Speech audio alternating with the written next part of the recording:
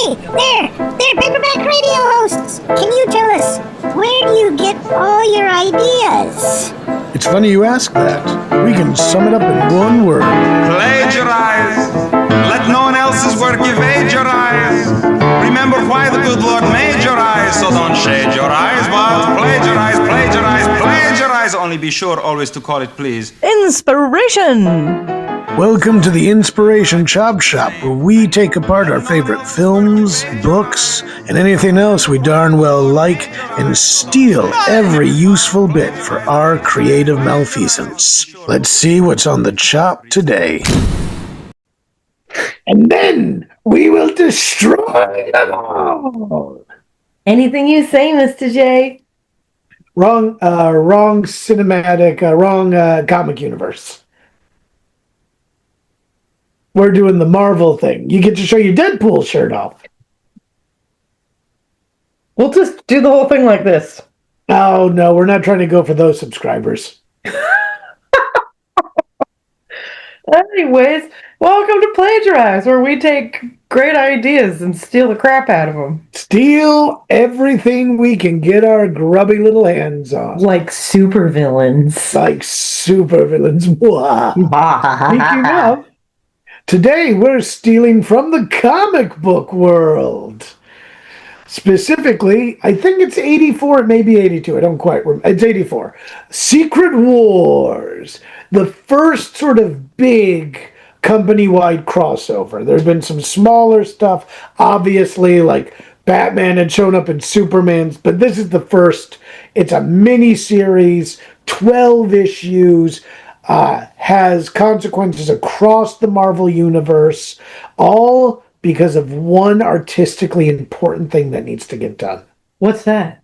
They're selling toys. No. Mattel had reached out to them. Jim Shooter is the guy in charge. He's also the guy who writes it. And basically they're like, hey, listen, we kind of want to make these toy lines. We lost DC. And he was like, cool. Can I make an issue comic that goes with it? And they were like, yeah, we won't read it, but sure, whatever floats your boat. And Jim Shooter does what he does, which is he took a corporate money grubbing opportunity and he pushed it forward the most artistic way he could. And did some really cool stuff in it. Like, you were telling me this is where the symbiote costume comes from. This is where, now it's not, it becomes the symbiote. This is where the costume first appears, and it is strange. The black suit with the white spider on it that we associate with Venom. Yes. But Venom's not here yet. Yes, though he will be retroactively. So the way I'm putting it is, I don't know if they know it's a symbiote yet. They just know it's a strange costume thing. Gotcha. But yeah, lots of fun stuff. It is a jam-packed thing. Like, one of the biggest things that stuck out to me as we were going through this is so many moments could just be blown up and made into their own comic book.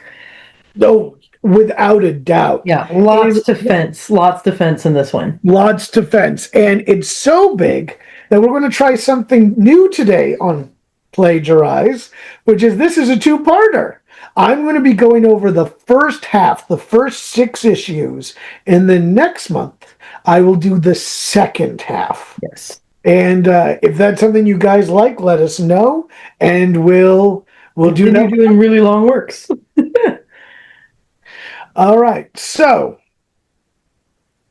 this is written by Jim Shooter. Now, Jim Shooter is an interesting guy. He's either loved or hated in the comic industry, depending on who you're talking about. However, he is, without a doubt, the creative director, and that may not have been his title, but he's the guy in charge during one of the most prosperous times in Marvel's history, when they're literally making the most money. Yeah. And many making deals with Mattel. Yeah, and many people would make the argument also doing some of its best work. This is the era where Chris Claremont's X-Men really takes off. John Byrne takes off. A lot of people. He's got rules here that he holds people to. Like, death is not something you can come back from. Yeah, a lot of the stereotypes that people associate with comics, like people dying and coming back all the time, he used, it's not quite true, but he always used to say he only let two people come back from the dead. One was Phoenix, and if you ever read how she comes back, they bend stuff. Well, that wasn't actually Phoenix. That was a clone manifested by the Force. Oh, God. And right. the other was Elektra. And he said the guy who invented her, killed her, brought her back. And he still took several. He's also apparently, he said whenever he got a new Spider-Man, the first thing anybody would want to do is kill Aunt May. And he would say, I'll let you do it, but you have to tell me 50 stories first. And if you still want to do it by that point, we'll talk about it. However, he also apparently had personality issues. He was kind of a guy who liked to be in charge in an office of people who like to be in charge. Yeah, and Marvel was known for its independent work. Like, yes. So there is I forget the name of it, but there is basically a history on Marvel Comics, which is really good, that people should check out if they're interested in the behind the scenes. his name is Bill But- Miller, and he's a friend. He's a friend, no, but we both like the same book. Yeah, no. We'll put it in the description. To quote the Greens, we'll put it in the doobly-doo. But this story is a real simple premise. And it's such a simple premise, I think people make the mistake of thinking it wasn't a very well-told story, which I hope to disprove just in the telling of the first half. So, Lane, tell us about the Secret Wars. Is it really a secret, or do we have to censor the whole episode? No, we're allowed to tell about it. Though the reason apparently, and I don't know how much of this is apocryphal, the reason apparently it's called Secret Wars is Mattel had done testing and found that young people loved the word secret and wars. And that's where the title came from. It's a great title for that, though. It is. I love how commercial this is in so many ways. Yeah, I mean, he did a really good job of taking something that's just an absolute cash grab and making it a really good I think it's a really good story. I think it's a great story. So, we'll start off. Now, there's a lot of characters in this, and there's an assumption. Many of them you've heard of. Yeah, there's an assumption that you know who many, though not all of them are. And again, another shooter rule was apparently always every comic is somebody's first. So even within this mini-series, there's always a section where somebody within the context of the story is thinking about what has just happened to catch up any first-time readers. And also some really awkward name drops. Like, I am, because it's not Tony Stark. It's Rhodes. Well, so, right, but he still calls himself Iron Man. You're right. But so some of them are like, I'm Hank Pym, the Ant-Man. Like, some of them are saying their names. Mm-hmm. And I also love that, so that's a little awkward sometimes, and no one is allowed to swear in this. Yes. So you have some of the swearing. The faux swearing. This is sort of the opposite of has been. Mm-hmm. We were saying where has been is sort of a children's story for adults. This is an adult story for children. Yeah. So like there's all sorts of things happening, but you can't see any of it. Yeah, like that one scene where, well, let's tell the storyline. All right, so issue 1. Issue 1. This does have a lead-in and a whole bunch of other comics, right? So a bunch of comics end with a bunch of heroes walking into this giant sort of arena-looking thing in the middle of Central Park. And it teleports to a faraway galaxy. And 2 of these floating arena things appear. And in Group A, in Arena A, we got our heroes. Now, this is the early 1980s, and this is a big spread from left to right. Yeah. Right? You see everyone, and what you have is Captain Marvel. Now, this is not who some of our listeners might view as Captain Marvel. This is not Carol Danvers. This is Monica. Monica's a great character. She can transform her body into any kind of energy. She currently goes by the name of Spectrum, and I do think this character was in the last Marvel movie called Marvels. Right, so she exists, but she's not Carol Danvers, the person we tend to think of as Captain Marvel today. She was first, though. Like, Carol Danvers was Ms. Marvel. Right. And of course, Captain Marvel, who had died of cancer a few years earlier in a huge story, kind of first of its kind, was Captain Marvel. So, but she's the first person you see, and then you have Captain America, Storm, Reed Richards, otherwise known as Mr. Fantastic, Wasp, Cyclops, Hulk, Professor X, Thor, The Thing, Iron Man, but it's Jim Rhodes behind the mask, like you said, Spiderman, Rogue, Magneto, more on that later, She-Hulk, Lockheed the Dragon, Hawkeye, Human Torch, Colossus, and Nightcrawler. Now, some of these guys were bigger names back in the day, and they're less famous now. Some of these aren't as big names even then. Yeah, I just realized almost all the X-Men are here. Yes, which is unusual because most of the others just have like one hero per book and one villain per book. But not all the X-Men are there either. Kitty's still down there. There's some other people. I mean, most notably the Invisible Girl, Sue Richards is on planet. Sue Richards is on the planet, is on Earth. On Earth, yeah. She didn't come here. Pregnant, but we'll get into that because it's going to be mentioned once or twice. So, a few things are mentioned in that opening scroll, right? In that opening sort of big thing. We technically don't know who delivers the first line of dialogue in the work because there's no person, but we do know that Captain Marvel says the first given dialogue where you can see someone speaking. She goes, "Stars." And then she also says, "Where are we?" And this is interesting because she is not as spacefaring as the other Captain Marvels, but she is more in that cosmic tradition. Right. And then she's not an explorer like the Fantastic Four necessarily, but she gets out there. She does run out there, and she can turn into light, so she can travel very fast. This isn't like Spider-Man, who's like, I stay in my neighborhood. Exactly. And the Avengers have done major stuff. I think the Kree Skull War has already happened. But then you get this really cool spread that I've been talking about where you see everybody, but it establishes three things really quickly. One, Reed goes into some technobabble. And it's a long thing, but he's basically saying we were taken apart atomically and reassembled here. Hulk says, "No shit, Sherlock." Yeah. I was gonna make that same joke. Hulk was like, "Well, that's obvious, dummy." Like, yeah. But this tells you, especially if you're not reading Hulk at the time, oh, Hulk is smart now, which is unusual. I mean, yes. Well, no, and even in the course, right? So Hulk's going through his own stuff, but it's not what everybody thinks of when they see Hulk. And then you have Iron Man say, "What are these guys talking about?"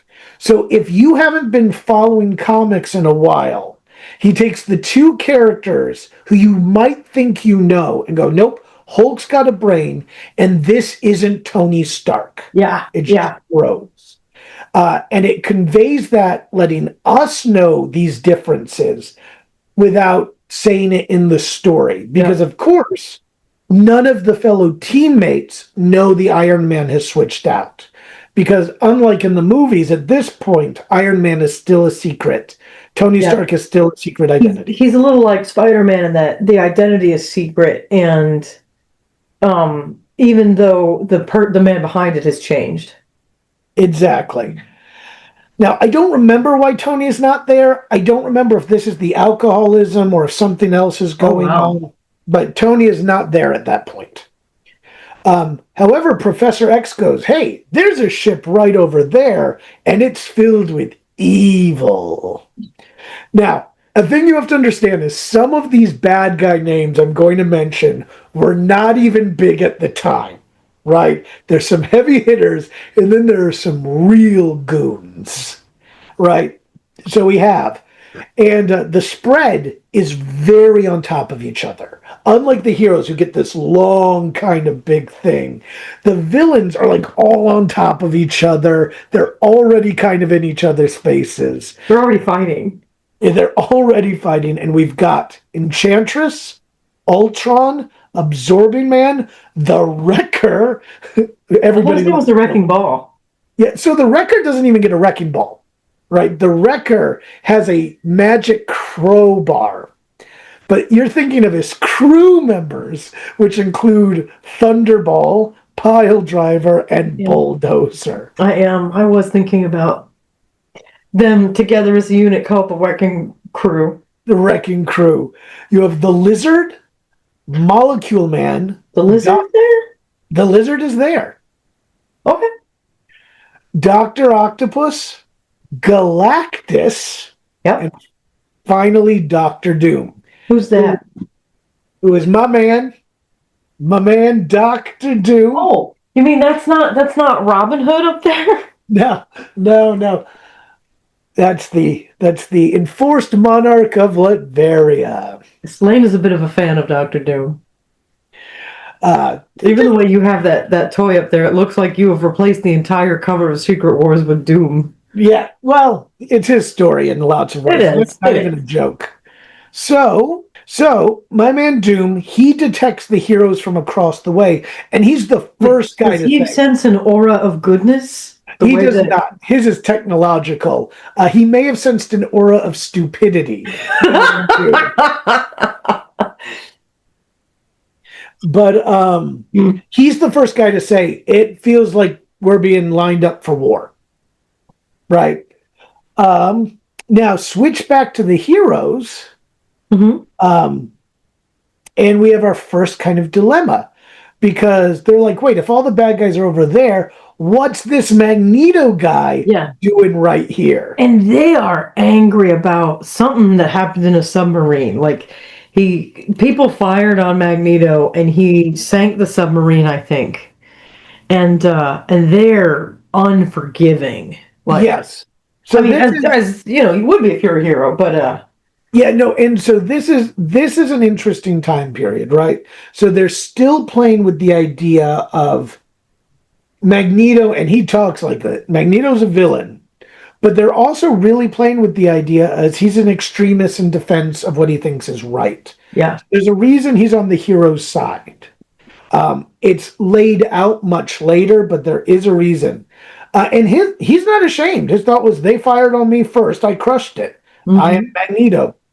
And the X-Men at this Homo superior. Yeah, Homo superior, as opposed to Homo sapiens. I think he literally says at that point, the real question is, who deemed you all worthy to stand in my presence? Yes, he does. It is one of those things where it is the ego on this man is so incredible. Like, it's hard to tell him apart from Galactus and Doom sometimes because they all talk in these really lofty ways about how awesome they are. Yeah, though Galactus has very little in this. That is true. Maybe I'm thinking of somebody else. Maybe I'm thinking the Beyonder. Doc Ock. Could be Doc Ock too. I mean, all of them are. Megalomania comes in a couple of flavors. Like, yeah. So they have this discussion. The X-Men say, okay, let's calm this down. And then on the villain side, you have another mild disagreement when Ultron decides to kill everyone in the room with him. You are all living things. I will kill all living things. And the villains are scattering. Ultron is substantially more powerful than most of them. His body is made of animaniums, which is virtually indestructible. Yeah, that's the metal that nobody can break. Wolverine's claws and Cap's shields. That's right. Well, okay, depending on when Cap's shield is actually vibranium, but... Sorry. Yeah. But, yeah, wait, hold on, let me do this right. Actually, and again, That's changed over the last 30 years, but at the time, I believe it's the vibranium shield. So Ultron starts trying to kill people, and does he kill the lizard? What was that? Does he kill the lizard? No. Okay. I'll tell you what happens to the lizard. Don't worry. Okay, because I do not remember the lizard in this at all, which is I know. We'll get there. We'll get there. Okay. So Ultron, everybody's dodging. The only one who doesn't really have to worry about it is Absorbing Man, who, when he's hit with the rays, can literally become the rays, right? Which is a nice way of demonstrating his power early on. Mm-hmm. Doom. And Galactus, of course, is not running. So Galactus doesn't notice anything. Galactus, and for those who don't know, Galactus is literally a world eater. He's a cosmic entity that comes to living planets, absorbs the life energy, and leaves a lifeless husk behind him. So he's just standing there, 40 feet tall, in his giant purple armor, just vibing. He hasn't even noticed anyone yet. So Doom is like, okay, we got to deal with this now. Eventually, he's going to break through my force field. So he goes to Molecule Man. And Molecule Man is like, no, I don't know what's going on. I've been talking to my therapist. And Doom is like, you can destroy Ultron. It's like, no, I can't. It's like, okay. Then just do this for me.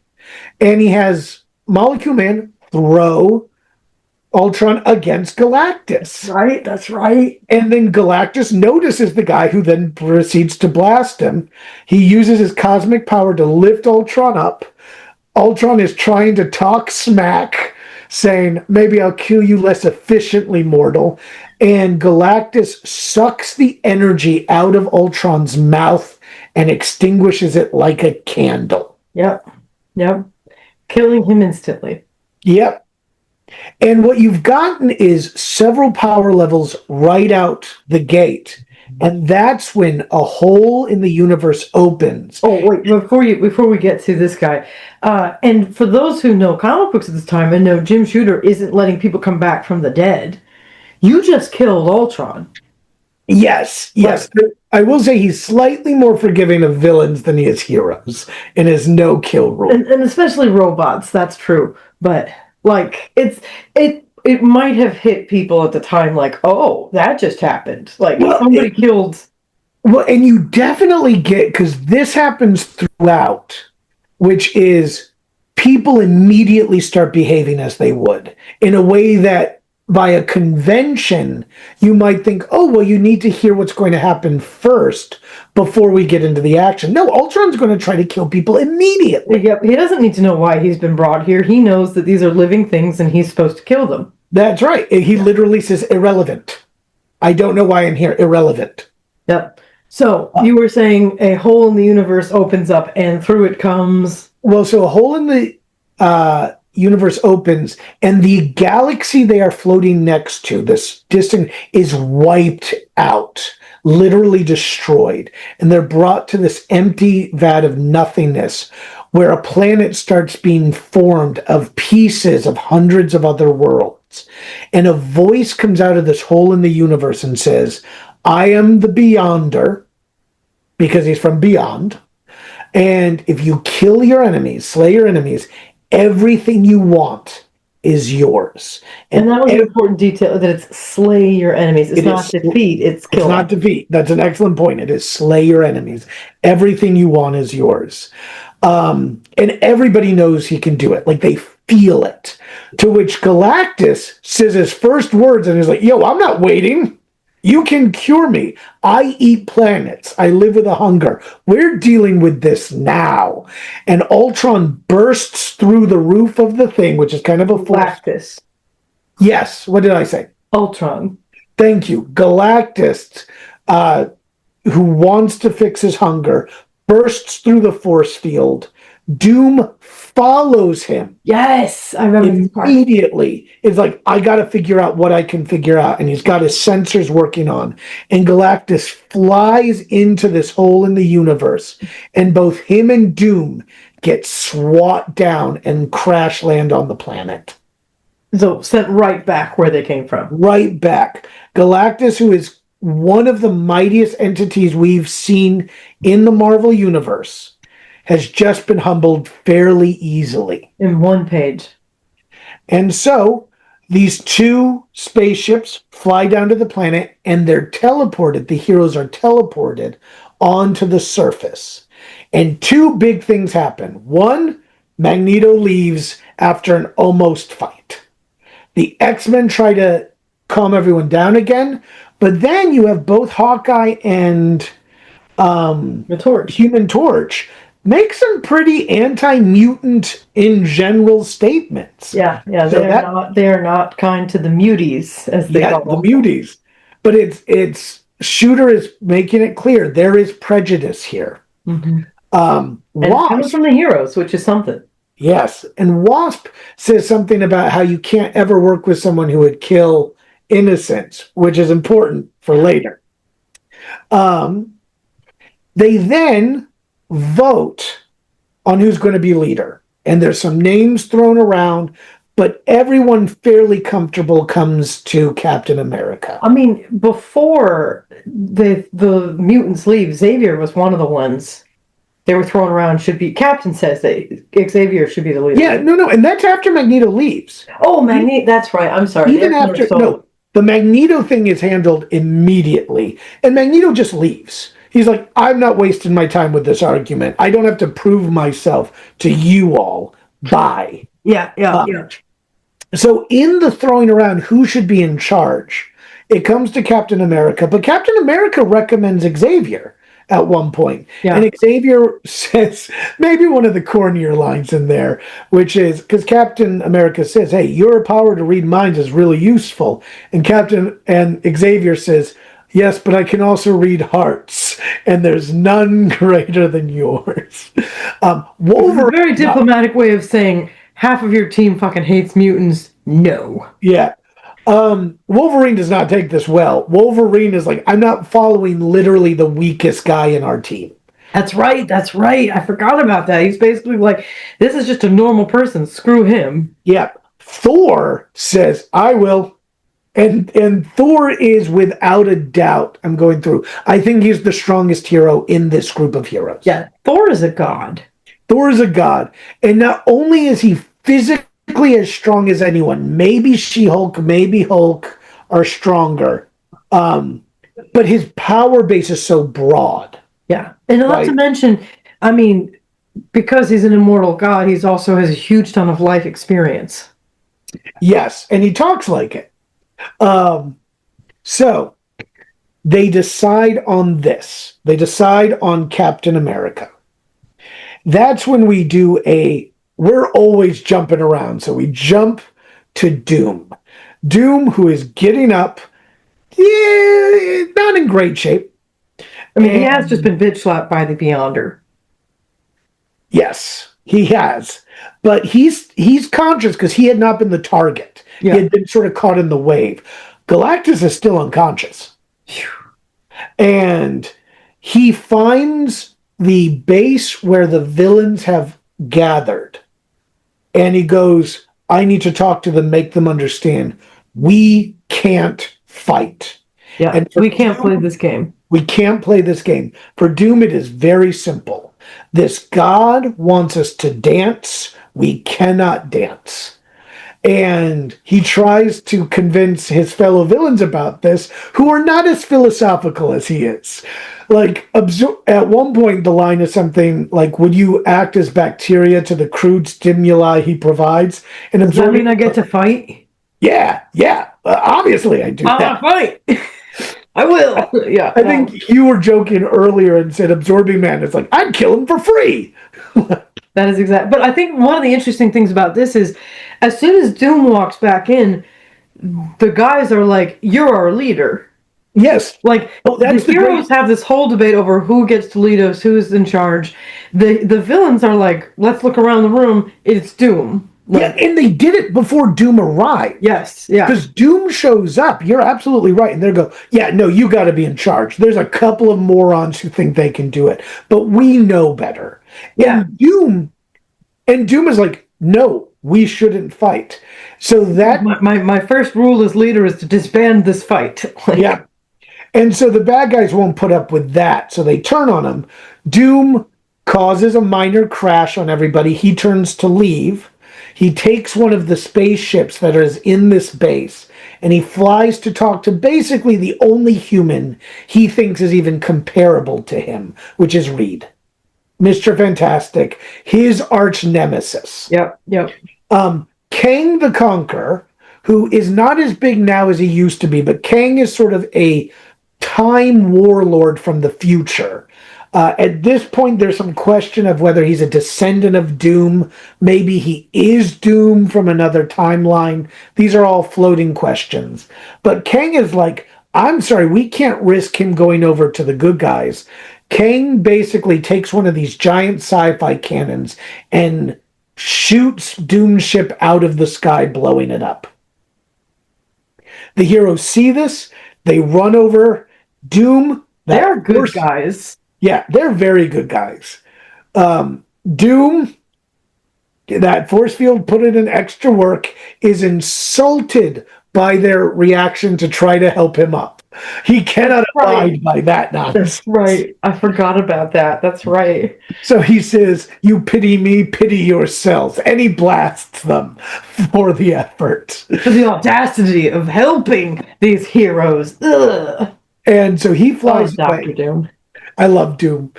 And at that moment, the other villains attack the group. And that's the end of issue 1. Just to remind me, this is where Doom has the statement, every utterance of Doom must be recorded for posterity. Well, that's not for another 8 issues, but yeah. I just wanted to remember that it wasn't Secret War. It wasn't a joke that you made because No. That's canon. That's funny as hell. God, the thing that most impresses me about Doom in this one is that all of the other heroes, many of them who are megalomaniacs, are like, nope, he's the guy in charge immediately. Yeah. So. No, there's no question amongst the villains who there are 2 other megalomaniacs who might be at his level. It's Magneto, who's on the good guy's side, and Kang. And we'll see how that works out. The guy who just tried to kill Doom. That's one of them, if you strike the czar situations. So, issue 2. It starts off with a huge fight. The heroes and villains going at each other like cats and other cats, right? Doom's pondering. So Doom's flying away from this battle. And it's through his perspective you get a last time on as he thinks about. And he lands in front of Galactus. And he's like, Galactus, maybe we can talk. Galactus doesn't get up. He floats himself to his feet, and he doesn't even notice Doom. Doom is immortal. They keep doing the insect comparison, and that's a good one. So Doom is left with no one to talk to. So he returns to the evil guy's base. He takes over the computers and security, finds the He learns how to use the alien technology immediately that the heroes are going to continue struggling with overnight. Yes, though it is 2 different bases. That's true. That is true. He's in the bad guy base, takes over, and he finds Ultron, and he's like, well, you can't beat him. And he makes plans to bring him back, to reprogram him and upgrade him, which will become important. So Ultron becomes his absolutely loyal bodyguard. Meanwhile, in the battle, the villains start off having... I gotta love that moment, too. This guy who has been programmed to kill humanity is now Doom's loyal bodyguard. That's right. Just fucking Doom, man. Okay. The battle starts between the villains and the heroes. The villains, because they caught him by surprise and because in raw power, they're really intense, basically take out almost half the heroes in the first salvo. And Kang is sort of leading it, but you also see where this is where the villains have their disadvantage, because Captain America quickly takes point, and he's able to, through his orders, protect the unconscious folks, but also triangulate their heavy hitters, which are Hulk and Thor, to basically take these guys out piece by piece. Yeah, to funnel everybody to Thor and And Hulk. Yep. And you get this great moment where She-Hulk shows up with Enchantress, and she's like, "Hey, I hear you're a goddess." And Enchantress backhands She-Hulk, makes a speech, and She-Hulk nails Enchantress in the head. Basically, it's like, I so rarely get to hit people with my full strength. Yeah, I'm so excited to fight you because I can unleash, and then Yeah. she does. She does, and knocks her out cold. Yeah. And Well, is it a one hit? it's a one hit. That's great. She-Hulk's strong. She-Hulk is, yes, no, I knew that, but I mean, just like, I didn't know if it was one of those, I was remembering it as a one hit because it was actually one hit, or if it was like, we have the fight and then it goes somewhere else and it comes back to them, and then, anyway, cool. I love it. Well, and she interrupts a spell. Like, Enchantress is monologuing, and She-Hulk nails her. She's monologuing, and I love that. I love that. I love that. Only 4 villains manage to escape. The 4 villains are Absorbing Man, Doc Ock, the Wrecker, and Molecule Man. Who, for some reason, has not just destroyed all of them at a molecular level. Well, so he can't. This comes up. He's been talking to his therapist. He's been talking to his therapist. You know, that's been very helpful. But he can't touch organic matter. Oh, Yeah. So that becomes a bigger thing later on. gotcha. Interesting limitation. Okay. So the heroes take their prisoners, find a base which is roughly the size of Chicago, and basically set up. And the plan is, we're going to heal up, fix this area, but we know the bad guys are going to attack us, right? Yeah. But right now we've got an advantage, and this is basically Cap America talking. We have an advantage right now. We outpower them. We know they're coming. We'll be ready. We'll be fast, but we're going to counterhook them, right? They're going to come. We're going to swing back. Yeah, we're going to set a trap for them here. We're not going to them. They're going to bring them. We're going to bring Exactly. You get some time with Magneto brooding, and with his icy blue eyes. And then it's back to the 4 surviving villains who are almost at the base, and they all get blasted. And Doom's like, "Hello, welcome to my home." Welcome to Doom Base. Doom Base. He names it Doom Base. Of course he does. And I just imagine doing this Vanna White thing like, look, I put my face on top of it. Maha. And, oh, it's so great. And then they're all like, "I'm not working for a wimp." And he says, "Are you sure?" And then they get blasted. And there's Ultron. And upgraded Ultron to have a kind of alien energy even Absorbing Man can't absorb. Jesus. So already you see Doom has taken into account who he's dealing with. And the 4 of them go, "Whatever. We wanted you to run this anyway. Fine." And I love this idea that Doom couldn't just be elected leader. He had to take it.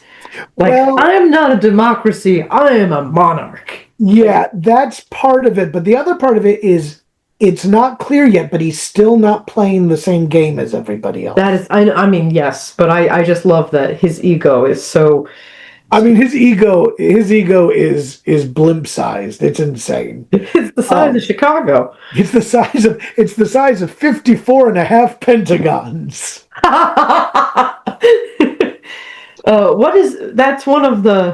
That's the description of one of the bases? Yeah, the one of the bases is the size of 54 and a half pentagons. I love the and a half, but anyway. Yeah.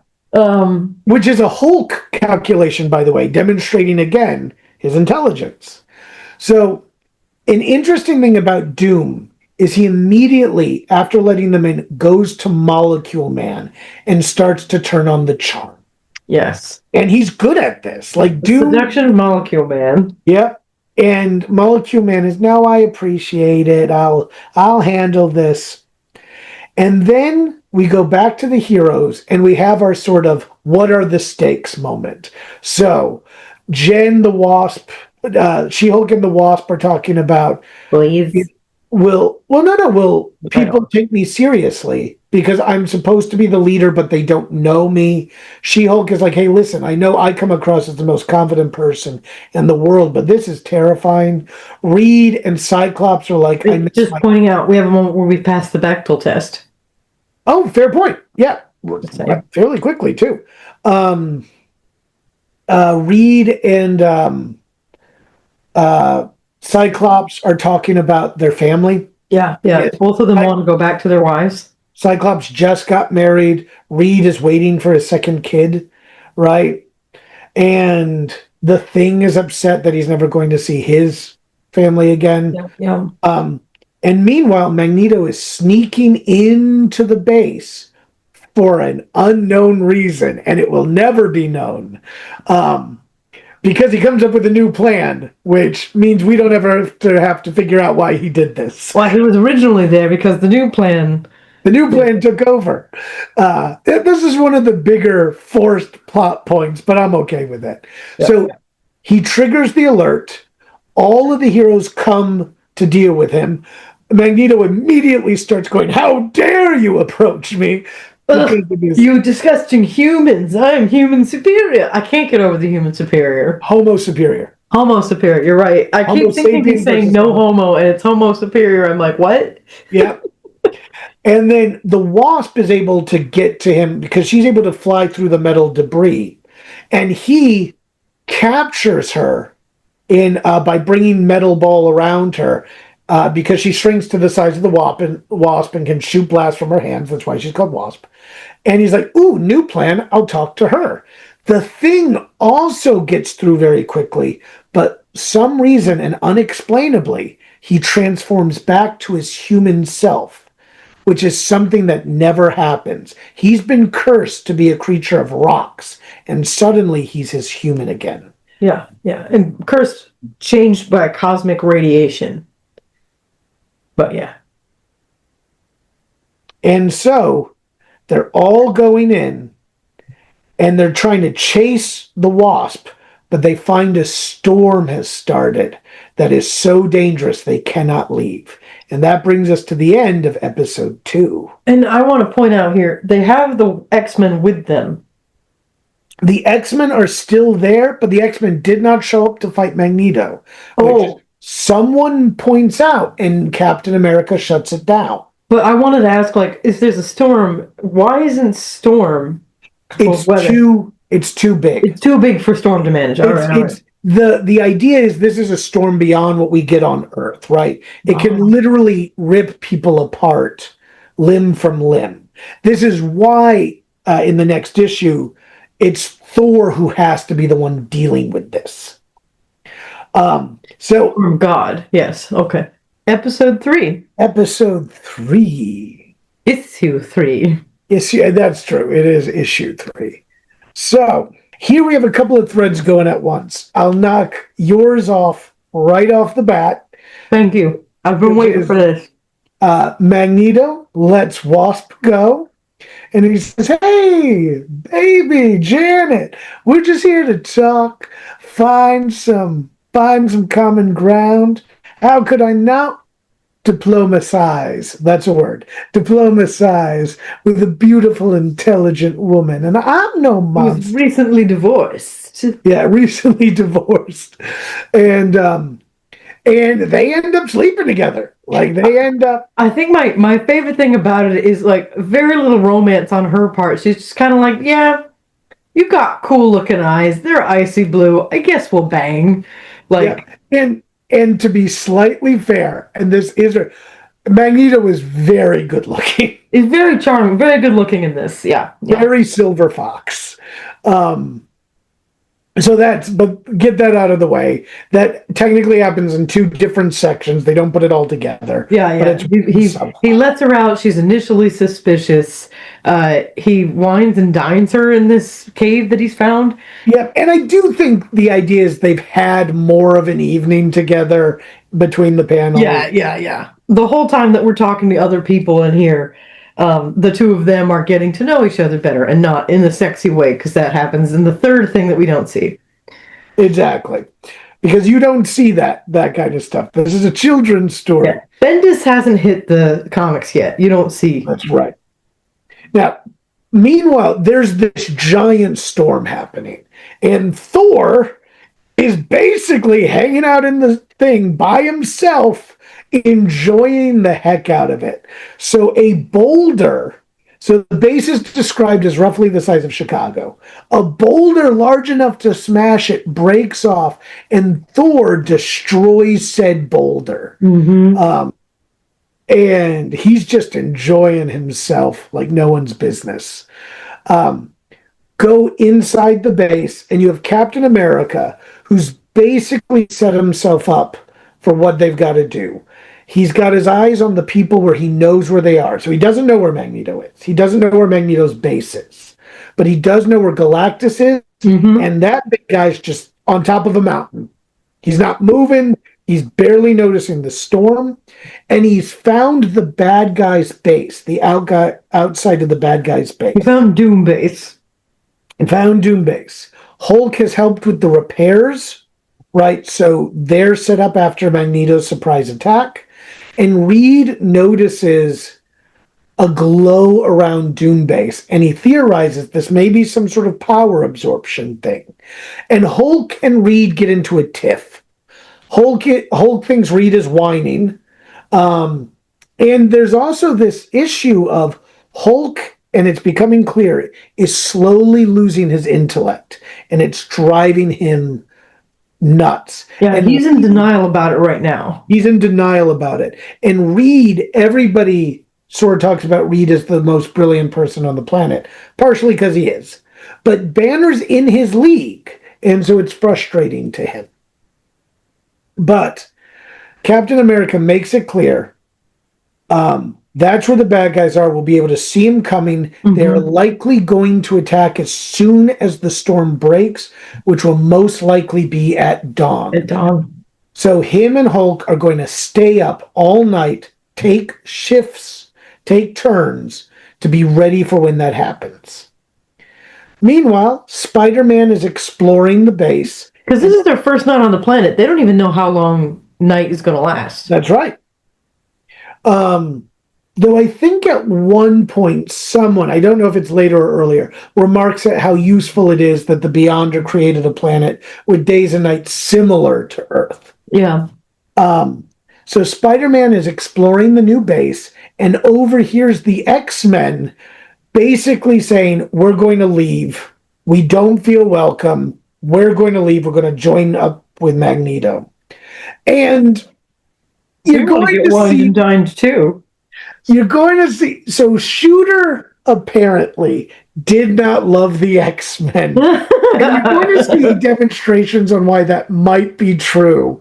So Spider-Man, in a fight that I think is justifiable, proceeds to beat up every X-Man on his estate. Yeah. Now, or at least outmaneuver them in a way that I don't think is like... One of the debates we were having is Peter Parker versus Nightcrawler, and I understand that Nightcrawler is not a gymnast at Peter Parker's level, but you'd think with teleportation he'd be able to bamf close enough to at least hit him. Well, so and here's where Spider-Man lives in an interesting world, and he does a good job of demonstrating this throughout many of Spider-Man's fights. So first off, Spider-Man isn't fighting to win, he's fighting to escape. He's fighting to escape, absolutely, yeah. That's an essential point. He knocks out Xavier very quickly into it. Immediately. 2, Spider-Man can lift at a 10-ton range. That is stronger than anyone but Colossus. Colossus is a 100-tonner. He's a top-tier guy. But that's it. Wolverine's not at that level. No one else is at that level. 2, he is superhumanly acrobatic. So while Nightcrawler can teleport and is a trained gymnast, he's got that additional kind of thing of, yes, but I have these superpowers. And then the final thing, and this is really the big thing, he has his spider sense. Yes. So Wolverine can't sneak up on him. Yeah. He can get Nightcrawler and the webs, and Storm is inside, so she can't. So she can't make her storms go. Yeah. Exactly. So he escapes. He escapes after embarrassing them, and Knowing that he's got, all right, I've got to tell Cap they're gonna leave, they're gonna join Magneto, but then so he gets to, I think it's Reed, and he's like, Reed, listen to me, and then he forgets what he was going to say because Professor X is able to recover in time to remove it. Now this becomes a major point for the rest of this thing. Because weirdly, X is out of his chair. Yes, so he has recently learned, this is very recent. He's recently, I forget if he's in a clone body or if the Shi'ar fixed his legs. Oh. But he no longer has to be in a wheelchair. I thought this was a Beyonder thing. Like No. Okay. No, this is a recent change to the team dynamic, but not a change because of Beyonder World. Gotcha. And in fact, when the Beyonder brings Xavier, he gives him the chair, almost as if this is how Xavier is supposed to be. So when you first see him in that spread, Xavier is sitting in his chair. Wow. Yep. So, okay. So the X-Men go off to Magneto, Storm basically calming the weather around the ship, which drives by telepathy. Now, this is where that's the first let's shoot ourselves in the foot moment the heroes go into. The second let's shoot ourselves is Thor. And Thor walks past all the imprisoned bad guys, goes to Enchantress, who's in a medical pod, opens it up and is like, you and I gotta talk. We're the only gods here. We need to talk. We gotta have God conversation. We have to have God conversation. Like, literally, that's something he says, isn't it? Like, yeah, conversations only gods can have. Yeah, no, that's exactly what it is. It's like, listen, I respect them, but they're mortals, and we have to have the kinds of conversations only immortals can have. And so Enchantress is like, fine, but I'm not doing it here. Let's go somewhere else. And Thor's like, wherever we're going, you're still my prisoner. And she goes, whatever you say, big boy, and creates a portal that they walk through. So Thor is not there.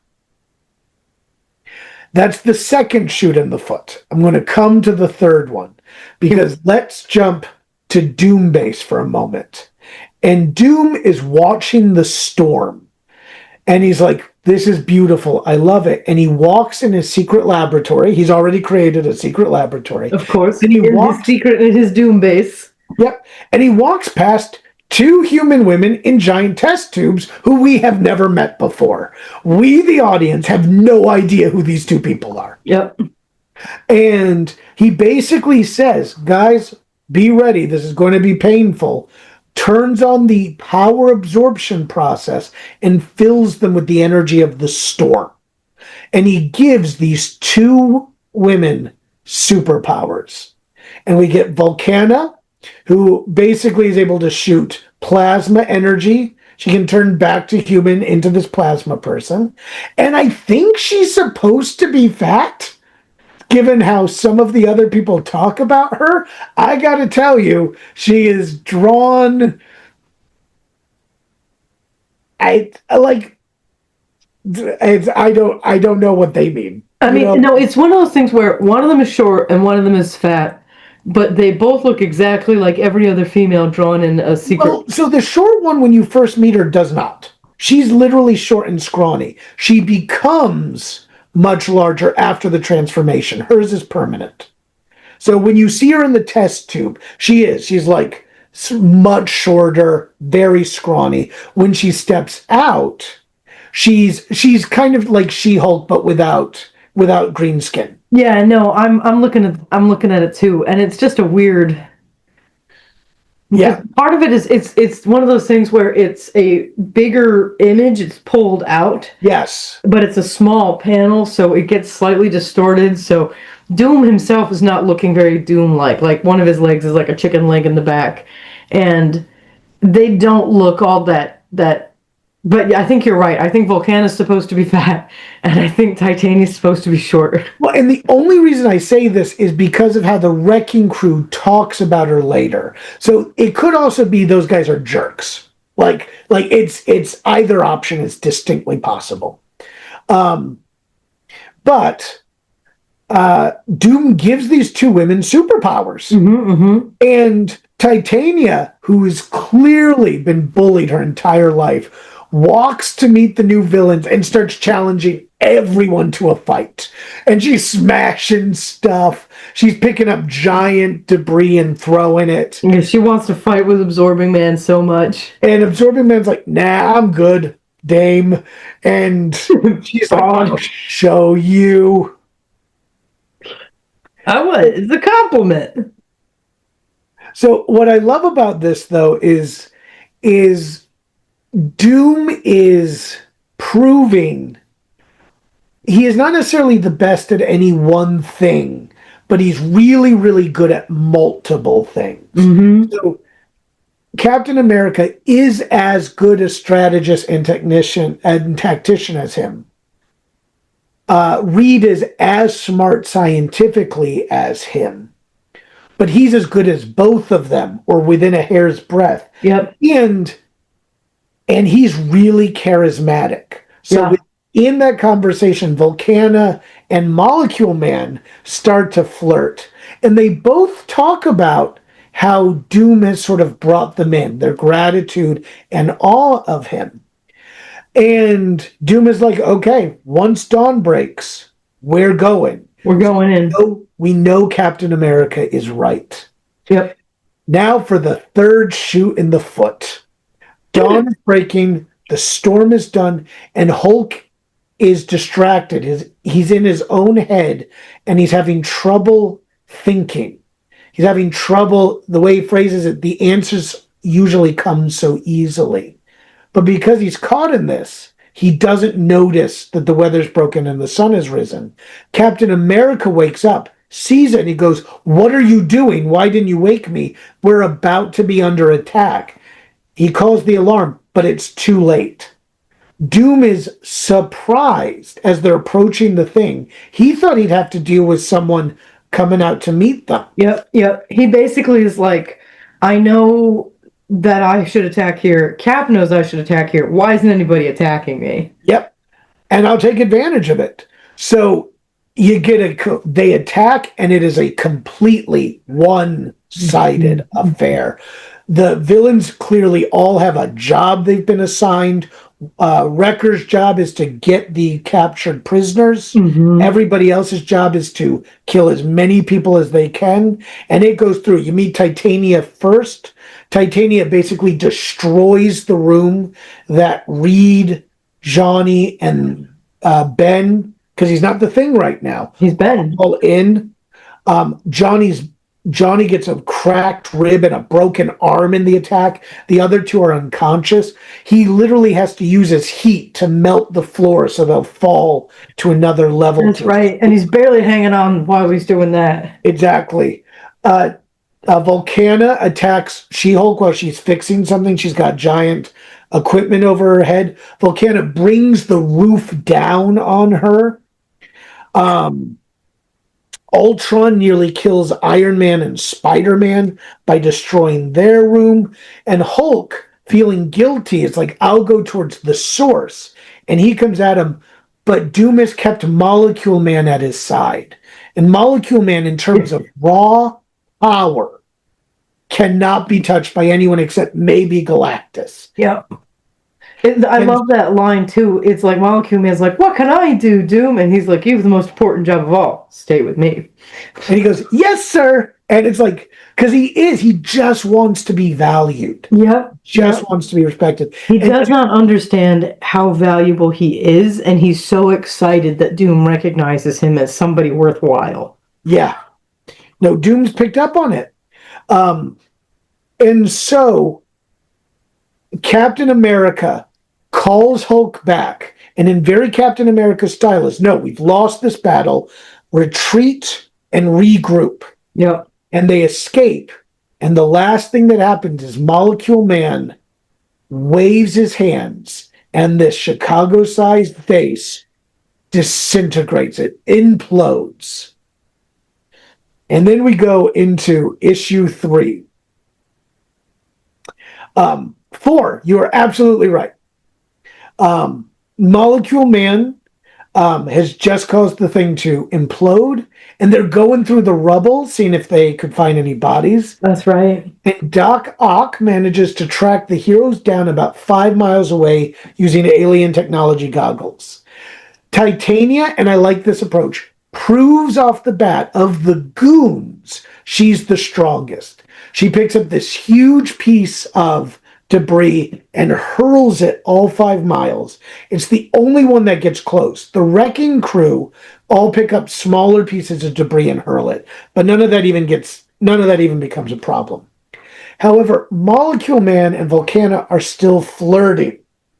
And Molecule Man is basically like, I could drop something on him that'll definitely get it.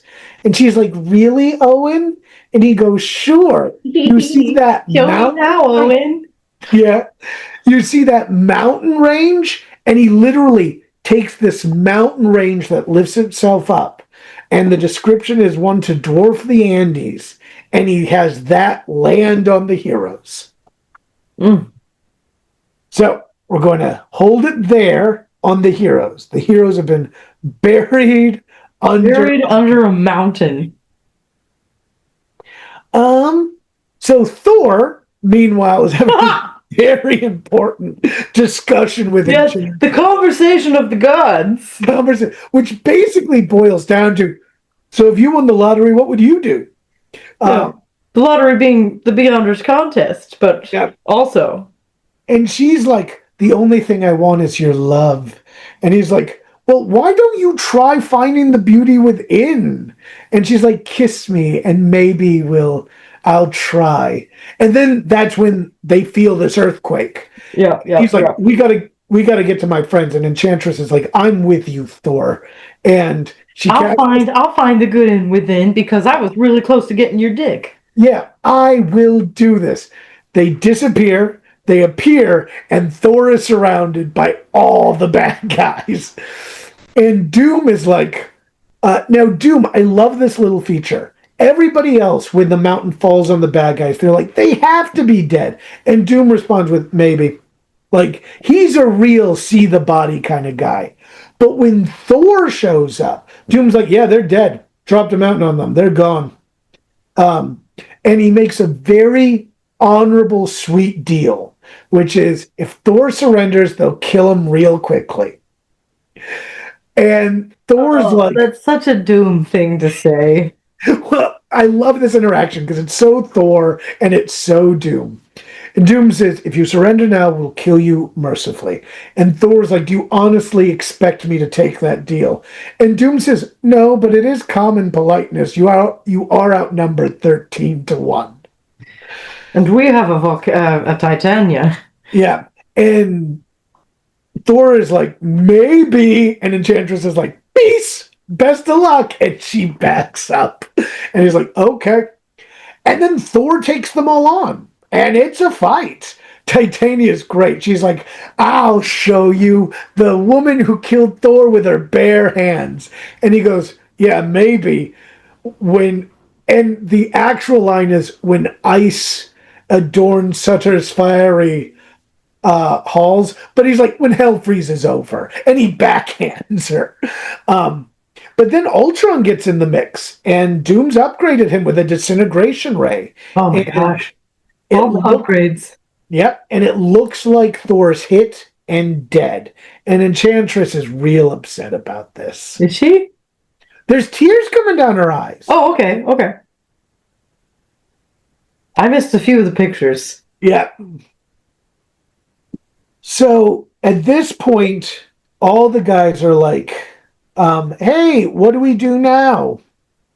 And Doom's like, well, we still have work. The X-Men weren't here. Magneto's a threat. Galactus may be an issue. But before we return to base, we have to fix some internal business. One of you tried to kill me. And you almost succeeded. And Kang is like, listen, Doom, under the circumstances. And Doom is like, Ultron, kill Kang. And Kang disintegrates him dead. And it's at that moment, all the villains are like, oh, right. That's who we're dealing with. Oh, right. As soon as all these heroes are gone, he's gonna kill us all. I don't think that's where their head's at. I think it's at he doesn't screw around. Like this is a guy who, if you challenge him, you will die. Right. Because he's also really good at making people feel special. Yeah. As Molecule Man will tell you. As Molecule Man will tell you. But he has a different approach to all of them. He's dismissive of Ock. Like, Ock is trying to be Doom's friend. And Doom is basically, I'll tell you when you need to know. The goons are used to taking orders. That's kind of who they are. The two women owe a personal debt to him. And the lizard is hiding somewhere. The lizard is missing. The lizard is missing.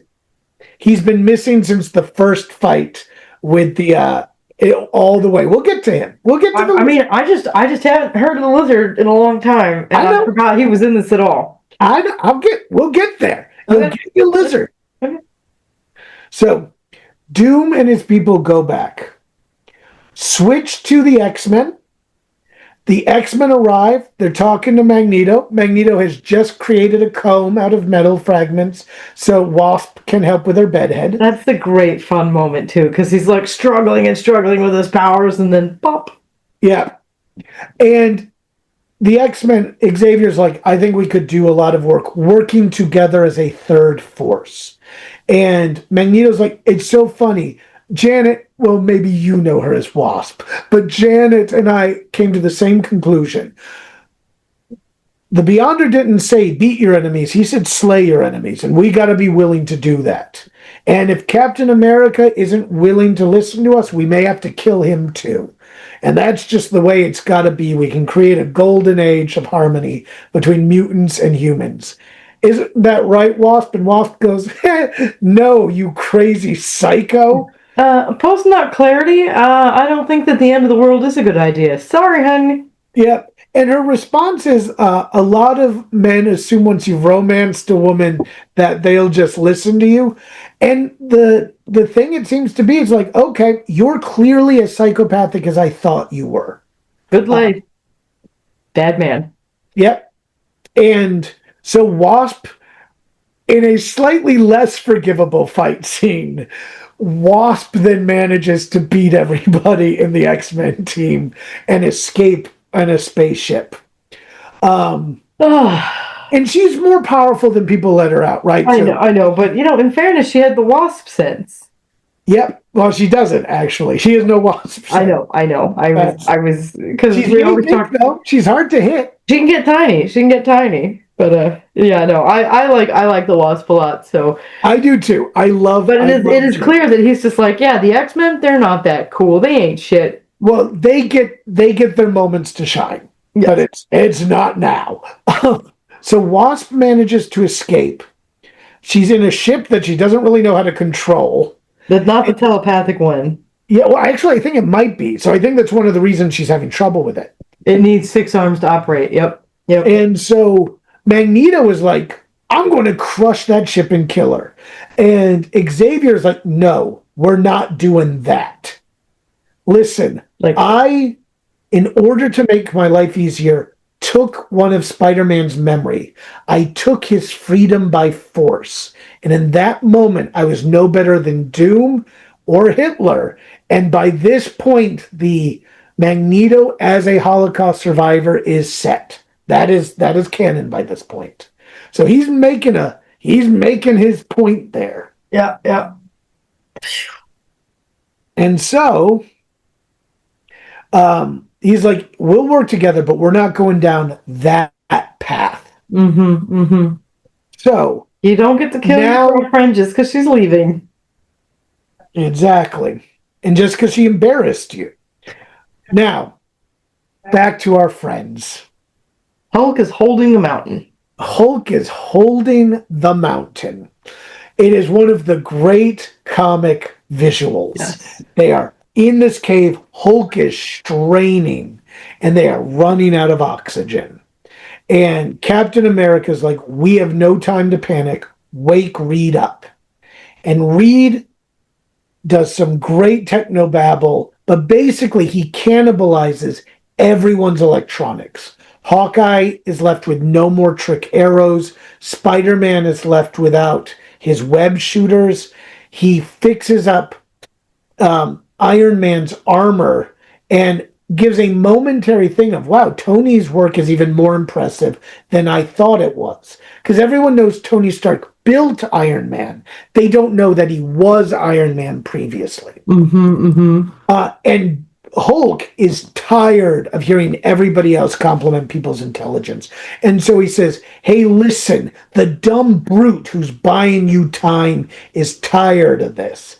And then Reed pulls a Reed, which is, in order to get people to feel better, he plays into their worst insecurities. Byrne will do this later on with Malice, but he basically says, you're right, Hulk, all you are is brawn. That's all you'll ever be good for. Shut up and do what you're told.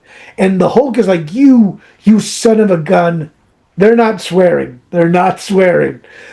You know I'm losing my intelligence. You better hope this doesn't work, because if we get out of here, I'm going to kill you. So he refigures Iron Man's armor to absorb the Human Torch's and Captain Marvel's energy. You hear a tapping in the far distance. They aim for it, and they blow a hole in the side of the mountain. And Thor's there trying to dig him out. Jesus. That's the tapping they heard. Yep. And Thor is like, wait, my mightiest blows tapping, you are in deep. Because we already know what he's capable of. He split a boulder the size of Chicago. And Reed tries to apologize to Hulk, but Hulk says, I get it. You know anger makes me stronger. You did good, fuck you. You did good, fuck you. I'm not that stupid. They send Not yet. Captain Marvel to do a quick reconnaissance. She turns to light speed and finds a village under Galactus. It's the best place, the nearest place. And they meet the village of alien hot cat-eyed people. Hot cat-eyed people. They're regular humans with cat eyes and hot. Yes, that is correct. That is what they are. Is that where Doom got his ladies? Nope.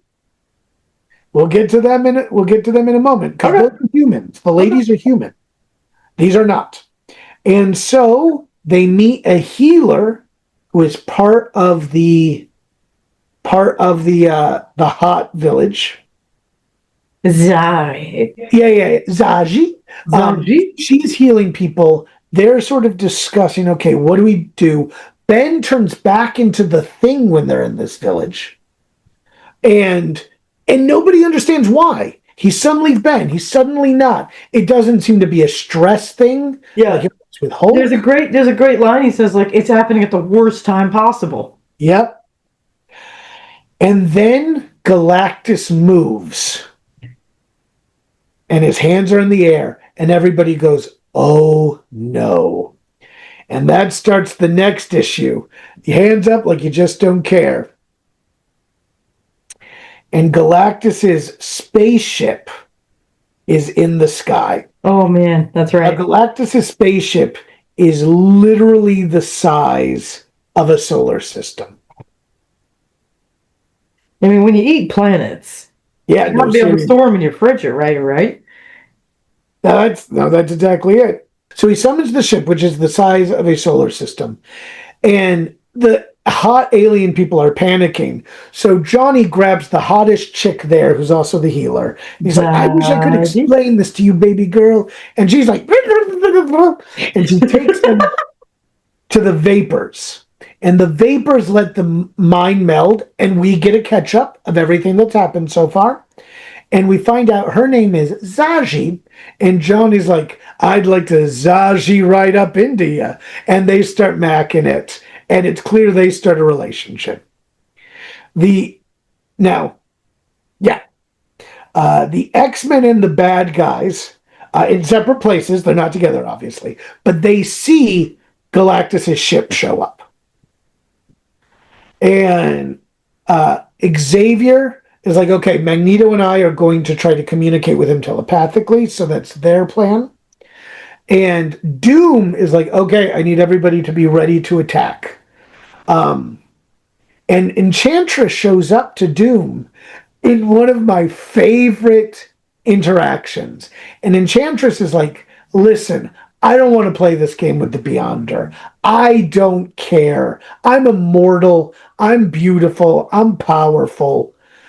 I've tried to leave this planet a couple of times with magic. Some force stops me. But you're really clever. How would you like, this is the actual line, Oh, I love this. would you like the love of a goddess for the rest of your life? And Doom's response is, I would not. He doesn't even pause, like, nope. And she goes, fine, if my beauty doesn't offer anything, how about your own? I can fix your face. And if you know anything about Doom, his face is hideously scarred. And Doom is like, Doom's tempted. But again, he says, no, I know enough about sorcery to know the hidden price in that. Oh, And then she begs. She literally gets on her knees and goes, you have no idea what it's like for a creature who is immortal, who to face final total death. And Doom goes, are we done? And she goes, fine, madman. Your will is to accomplish. And she teleports. And Doom has one of my favorite lines and is like, is it madness? Is it madness to constantly strive for what is just out of reach?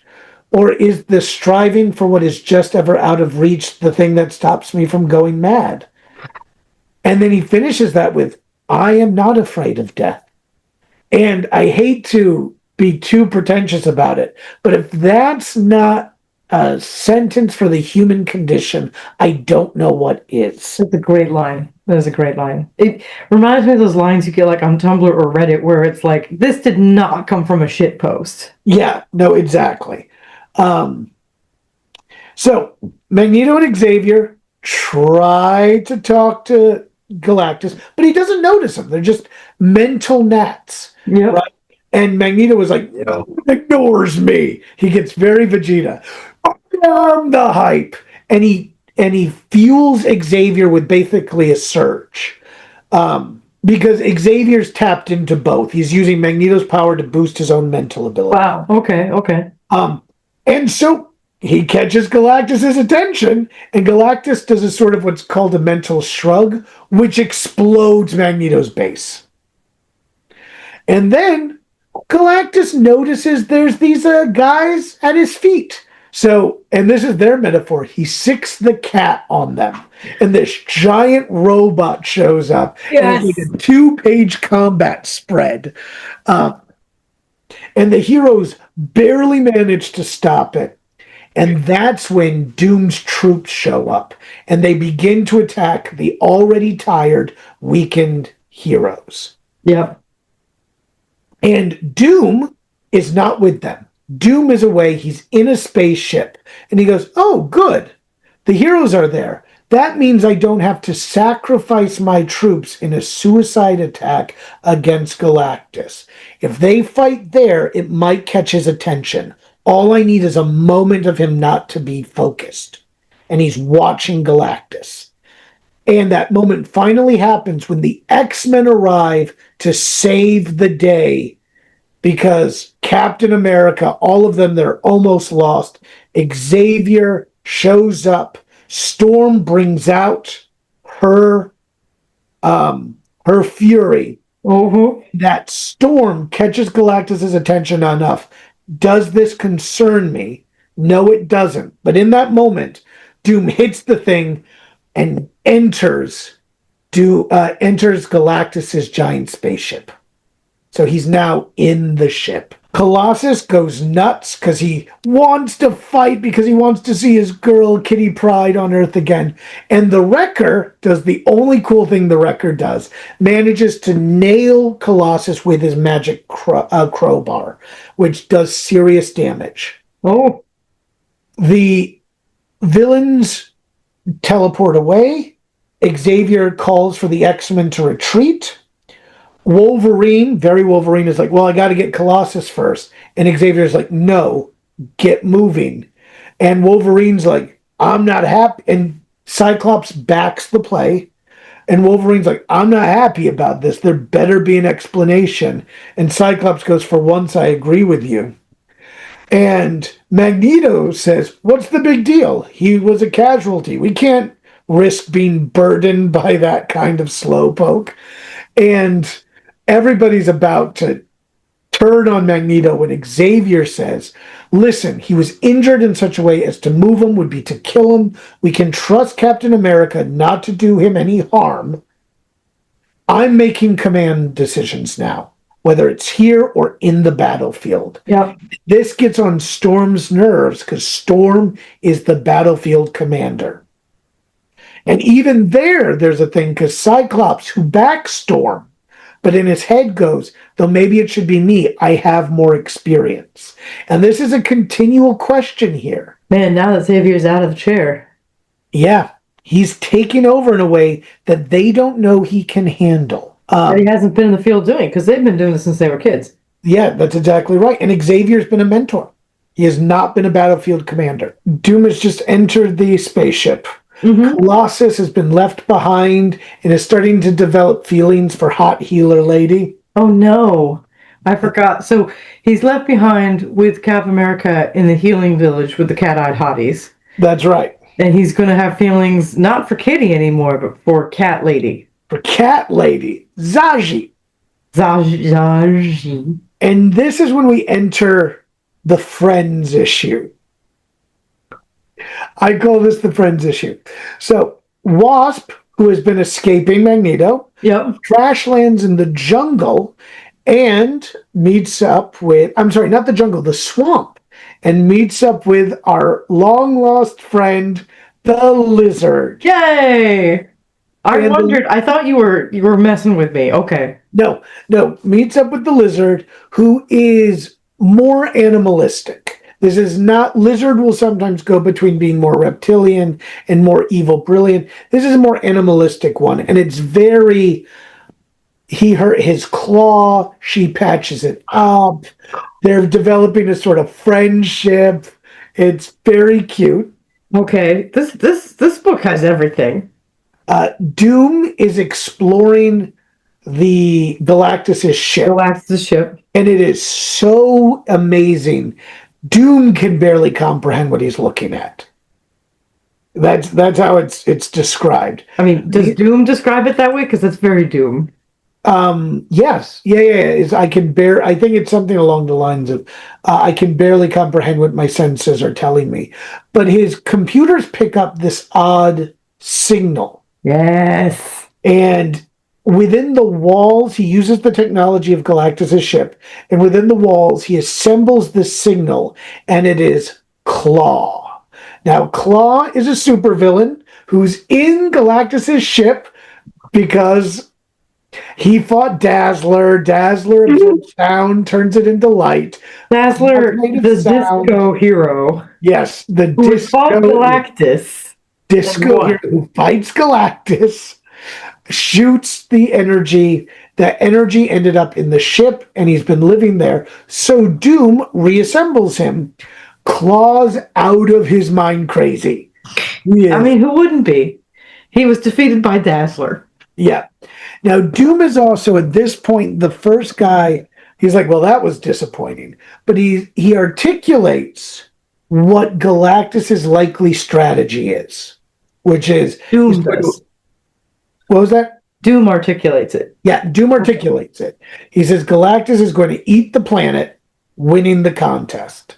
But if the Beyonder doesn't pay up, he is then going to challenge the Beyonder at full strength. Because he will have eaten. Yeah, he'll have just have eaten. So, Doom then sends Claw to his bad guys using the ship to teleport him with orders, right? So Doom uses Galactus' ship. It's risky, but he does it to send Claw to the other bad guys with orders. He knows a secret code, so Ultron will know the orders are coming from him. Uh-huh. And then we switch to the X-Men. Now, Xavier the crazy cats getting into. What was that? What are those crazy? Yeah. Now, Charles is exhausted, but he doesn't want to show off how exhausted he is because he's aware, people are not sure what to do with him. So he does a quick mental scan and he finds the bad guys. But he tries to get into their heads, including Enchantress. Enchantress detects this invasion, casts a spell, keeping Charles out. Charles can no longer read the minds of the villains. Oh. Yeah, but he's able to get enough to hear basically where the villains are headed. So he orders Wolverine, Cyclops, and Rogue to intercept those villains. And Storm has enough. Storm goes, meets up with Xavier and says, I'm sorry, you don't give them those orders. That's mine. I'm the battlefield tactician. And he basically goes, what? So I'm good enough to bring you all together, lead you, but not to make the tough calls. And she goes, you're an excellent mentor. Leave war to the warriors. That's a great line. Yep. And his response is, I'm sorry, but from right now, I am in command.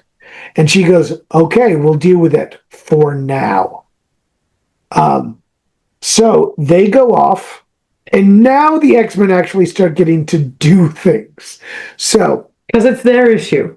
Yeah. Yeah, no, they get to do some stuff. So they go off to face the bad guys. Real quick jump to the village. The heroes are fixing it up, helping the hot cat people. Colossus is dealing with his feelings about how he really likes Hot Healer Lady. Who he can't speak to. Nope. They don't have a common language. They don't. But he's gonna be, this girlfriend that he's been missing, her dragon is with him. Yes, Lockheed the dragon. And he's just gonna give up this girl for the hot chick that he can't talk to. Yep. Okay. Yeah. And there's a thing that goes into that later, but we're not there yet. Anyway, so Alien Chick and Johnny are definitely boning. Like it's kind of funny because you see Colossus's face as basically Johnny lands next to her and it's like, hey, you want to go check out that waterfall together? And they walk out. Now, back to the X-Men. These two that also do not share a language. I love it. Now, the X-Men, but that's really just a quick flash. We're back to the X-Men.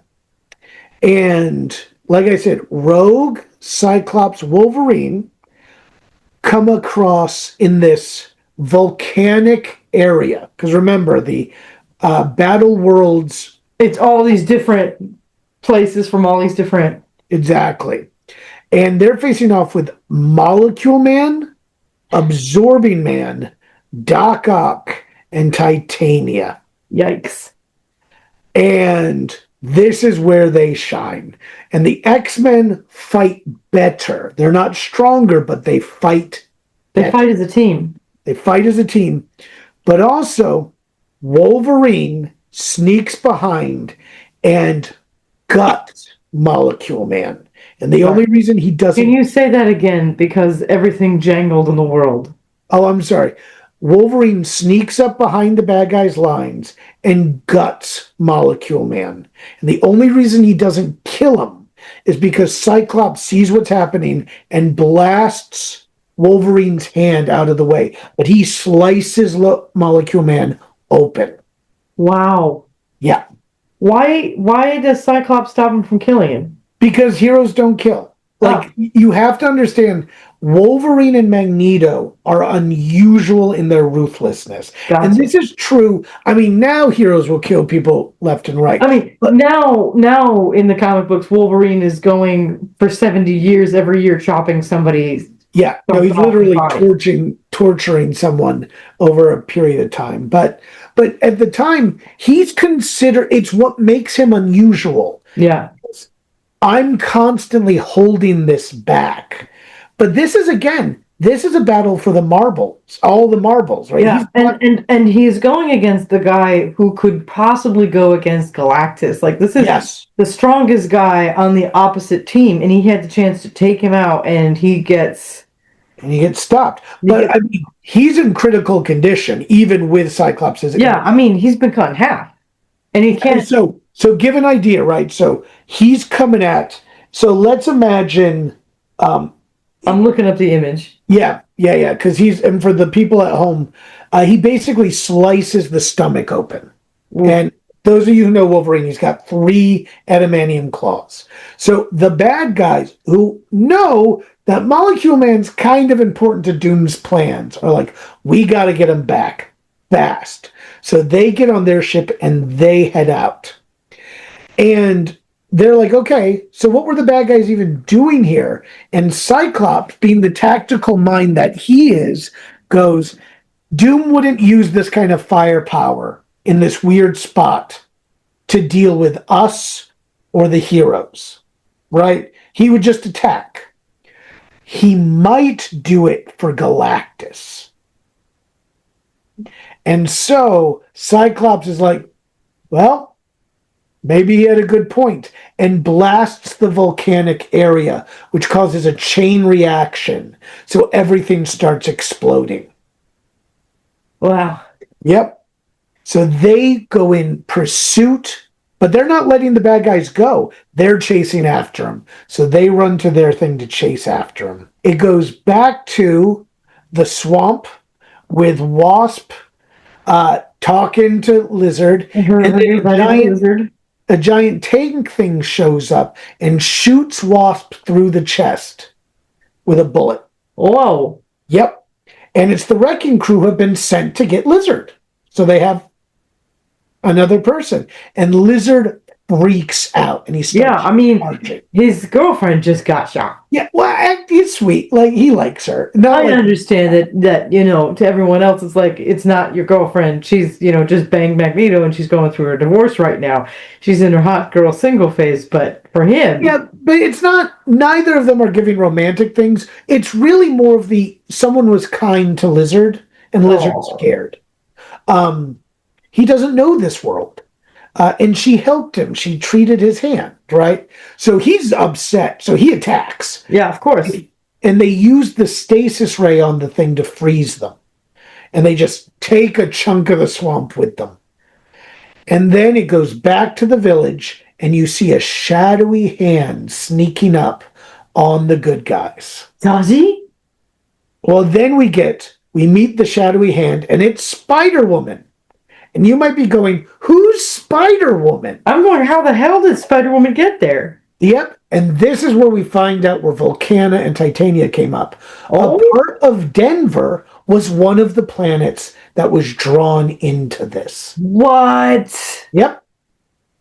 Oh my God. How many people from Denver are just fucking around? Yeah, so it's not like the whole city, but there's several hundred, because the entire idea is they're civilians. There are innocent bystanders in this war.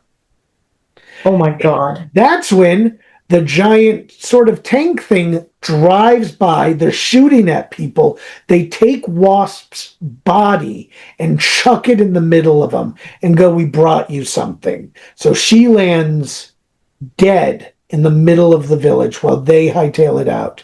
The heroes grab her, take her to the healer. The healer tries, but it doesn't do anything. So she's no longer in stasis. Well, the heroes don't know about stasis, Mrs. Ruining the surprise for the audience. But yeah, they think the heroes, for all intents and purposes, think the Wasp is dead. Right. And they basically have this thing as, we got to go after them. Before they kill again. And Captain America says, no, we can't. Galactus is right there. He could start this process again. We have to be there when that begins. And everybody's arguing, and She-Hulk doesn't continue the argument. She just leaves. Yep. A very She-Hulk thing to do.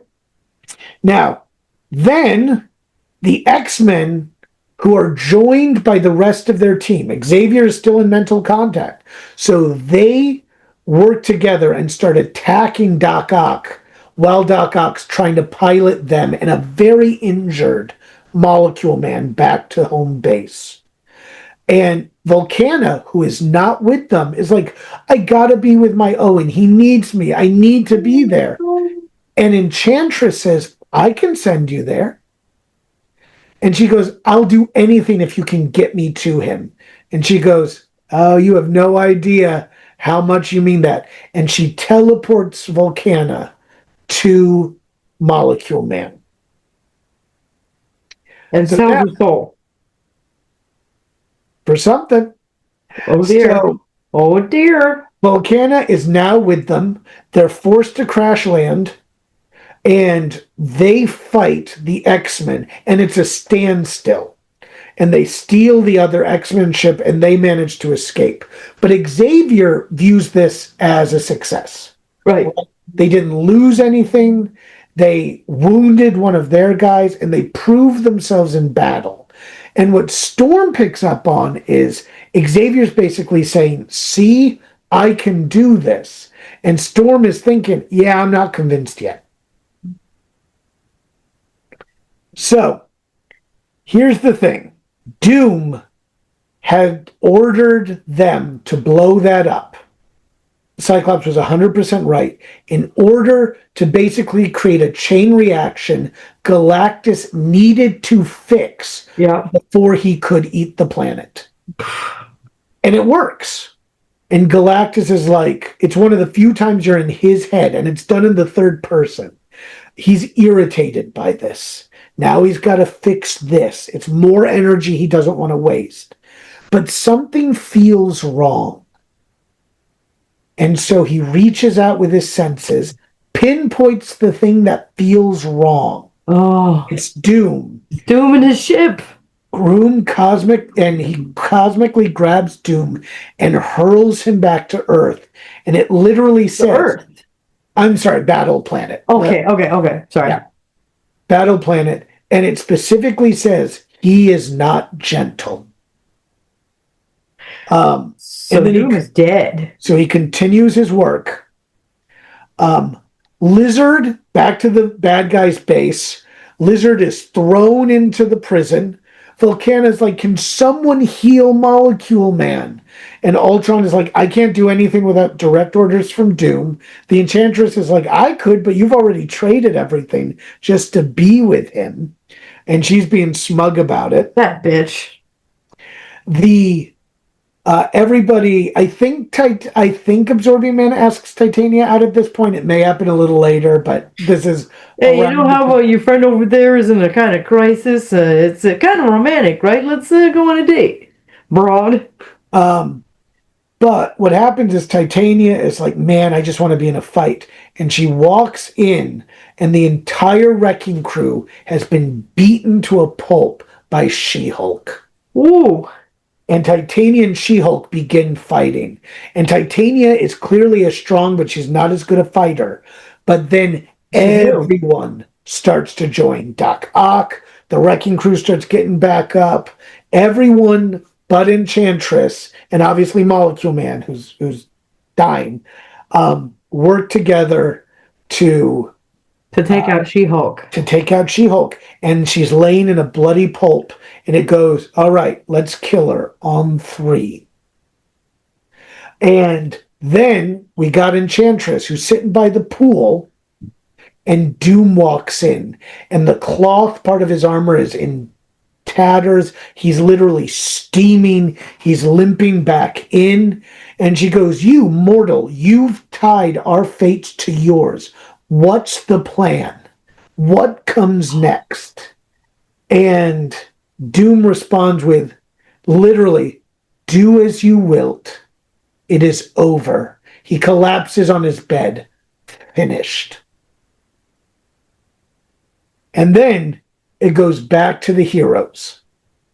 And the heroes are Captain America's watching Galactus, and he hears a voice behind him that says, She-Hulk's missing. We think she went after the people who hurt Janet. And they're best friends.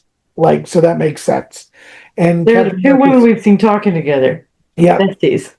and Captain America's like, I'm sorry, we can't risk it. And then he turns and he sees all the heroes are like, we gotta go. Like we're rescuing our friend. We like She-Hulk. Yeah. And Captain America's like, I feel it. I want to go too. But this is more important. And then he's contacted telepathically by Xavier, who says, listen, we'll keep an eye on Galactus. If he starts to move, we'll contact you. You have our word. And so at the halfway point, Captain America says, okay, I'll explain why in a moment, but situation's changed. Let's go get those butchers. So at the halfway point of the book, She-Hulk is dead. Yep. Wasp is dead. Yep. Doom has given up. Doom has given up. Which is wild to Kang me. is dead. Kang is dead. Kang is dead. Ultron is not doing anything without direct orders from Doom. That's right. Hulk is losing his intelligence. Cap has almost lost his control over his people.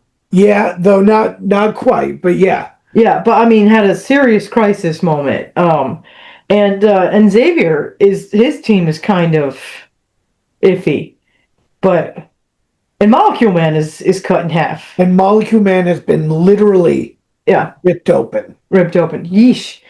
What a place to end that. Yeah.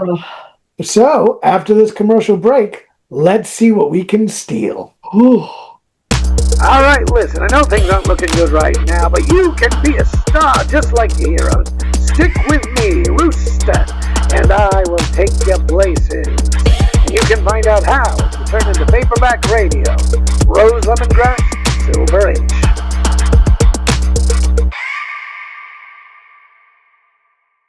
Plagiarize. Plagiarize. Let no one else's work evade your eyes. Remember why the good Lord made your eyes, so don't shade your eyes, but plagiarize, plagiarize, plagiarize. Only be sure always to call it, please, research. Doom! Doom! I feel like we have not talked enough about Doom. I know. No, he really does. He is as much a main character as this thing has.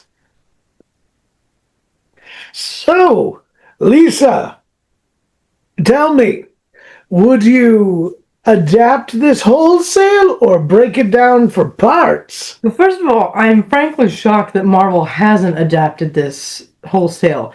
I was saying to you earlier, I feel like this is everything they want all the time. Like, because of its weird multiverse rules, you could pull all the Spidermans into it, you could pull all the Marvels into it, you could probably even bring Tony Stark back from the dead.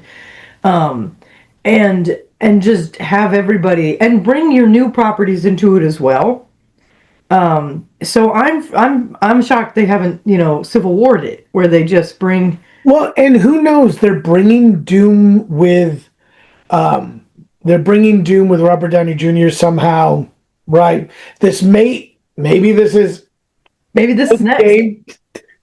But it'd be pretty cool if it was, because I mean, I didn't know until you told me that this wasn't considered a commercial success, or this is absolutely a commercial success. Oh, it's just the critics don't like it. Exactly. So this one is both hate and loved. It sold. There's a reason it got copied. There's a reason why now we have to live with a massive company-wide crossover every 3.5 minutes, right? People are still recovering from the success of this thing. Gotcha. Financially. Right. Yeah, so I'm like, the whole idea of like, let's drop all these guys into a battle royale, because honestly, that is the only plot. Like, we could have done the summary of this as, here are the people that are here, they're fighting. That probably would have taken less time. But I also think... then you get to have this awesome interplay between whatever characters you have and however they're doing, which is great, because there's so much here to explore and explode. And so I don't know why they haven't done a full adaptation. in terms of just adapting the concept, unless you have a pre-existing world or I don't know how you could. Well, the thing I find funny is this is a stolen concept. Arena fights are really common. Right. Some of my favorite original series Star Treks are arena fights. There's two in mind that I have, right? One is the famous one where he faces the reptilian Grok, right?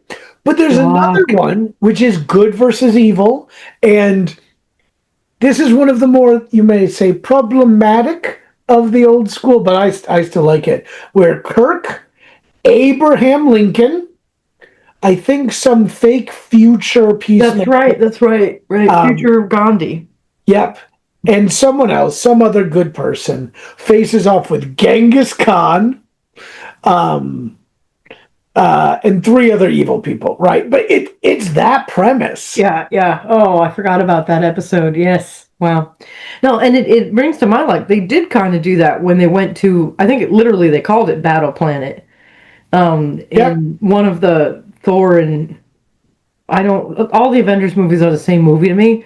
The one where Thor and Hulk reunite on a space where they're battling. And there's a taste of that. That's also a little World War Hulk. I mean, and this is the thing. Marvel has been around, not including the Golden Age, right? So we're just talking Jack Kirby, Stan Lee, 61, so that's 2020. Over 50 years. Yeah. It's old. It's old. So they go through stuff. So I mean, but I was thinking, like, if we adapted this, so I mean, you have this, you'd have to have the characters discuss, like, you'd have to start with, here a superhero who finds this thing, walks into this thing, this teleport machine, and then, like, unless you're the guy who's, like, all by himself, like, I could see if you're like, oh, I'm Spider-Man, I've established myself and my thing, but then I've gone in way over my head, and I hear these are the good guys, so I'm over here with him, but those are the bad guys. But they make a good point. I could see that story as an adaptation, but I mean, it's really a Marvel kind of thing, and if you need someone to write this, hello, we're here. Oh, I mean, they've come back to this plot. There was a recent, I am not fond of this, but we did not create this to insult creatives, but there is a new Secret Wars where Doom, it's universes. You see Doom's face. I am not fond of it in this way. I'm an old school fan. Yeah, but I like not seeing his face too. I think you gain nothing and lose a lot. Yeah, I mean, kind of like in seeing Batman's dick. We don't need that. Yeah, but that was at least a what if. It was a what if. Oh, all right. An Everwhere, whatever they call it. I mean, it's wild to me. Like, oh, so it's not canon. That okay? That's such a weird way of saying it. But anyways, so much defense though. Oh, how would you adapt it? Well, so the thing is, what's he doing other than the arena trope, right? And what he's really playing with, and we know this is really his interest, because in Secret Wars 2, which is nuts, but also written by Jim Shooter, the question is, what is it we desire, right? That's fundamentally the question. It's done in the thing of this good and evil, but good and evil is really selfish desire, right? And so I think I was talking over you, so let's say you say it again. I'm sorry. So it's selfish desire versus selfless desire, right?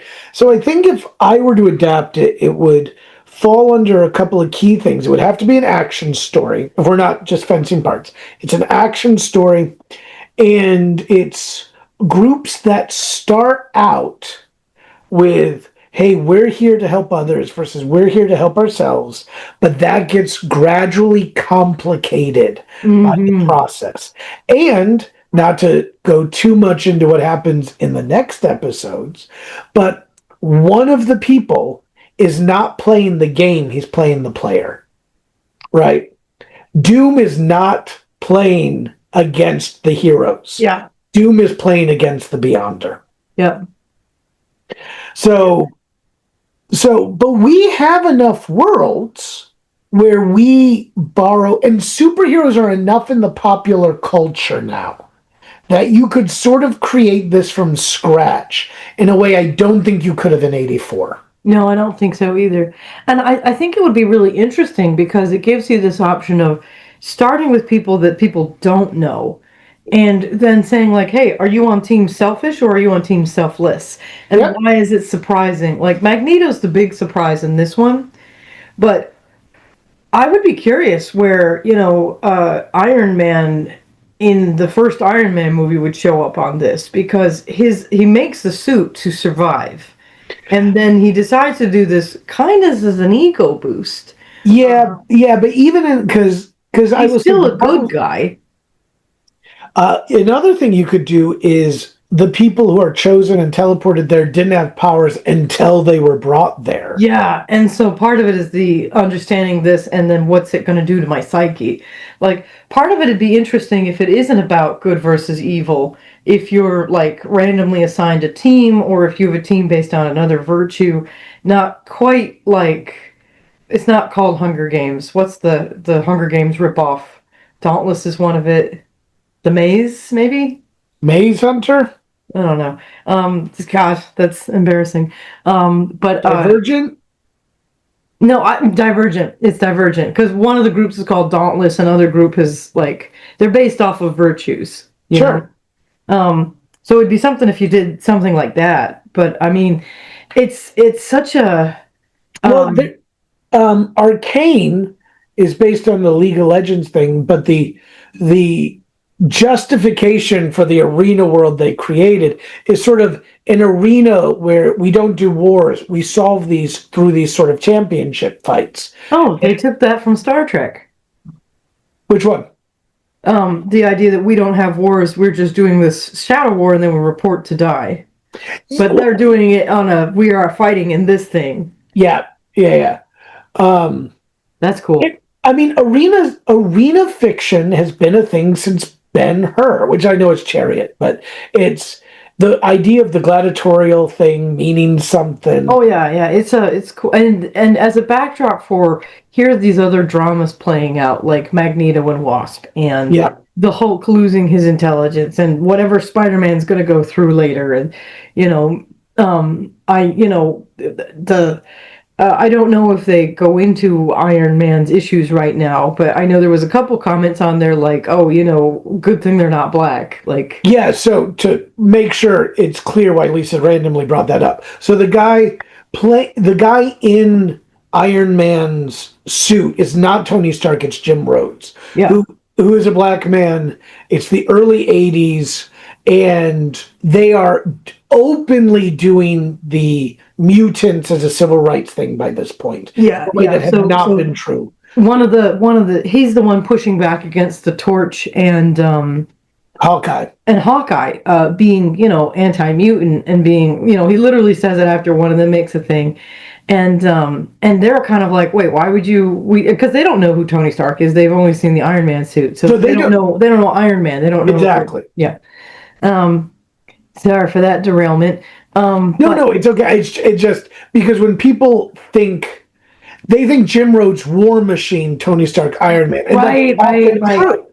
That's often true, but in this particular story, it's not. Yeah, and there's so many little dramas playing out throughout here. Like, I mean, the two new characters that are in this, Titania and Volcana, and Molecule Man, who I don't think is a big deal villain. Like, who's his hero? Fantastic Four. Oh, that makes sense. And a little bit Avengers. So he is sort of drawing on another influence, which Marvel took a lot of. He's sort of a Twilight Zone character in the sense of the kid who gets anything he wants.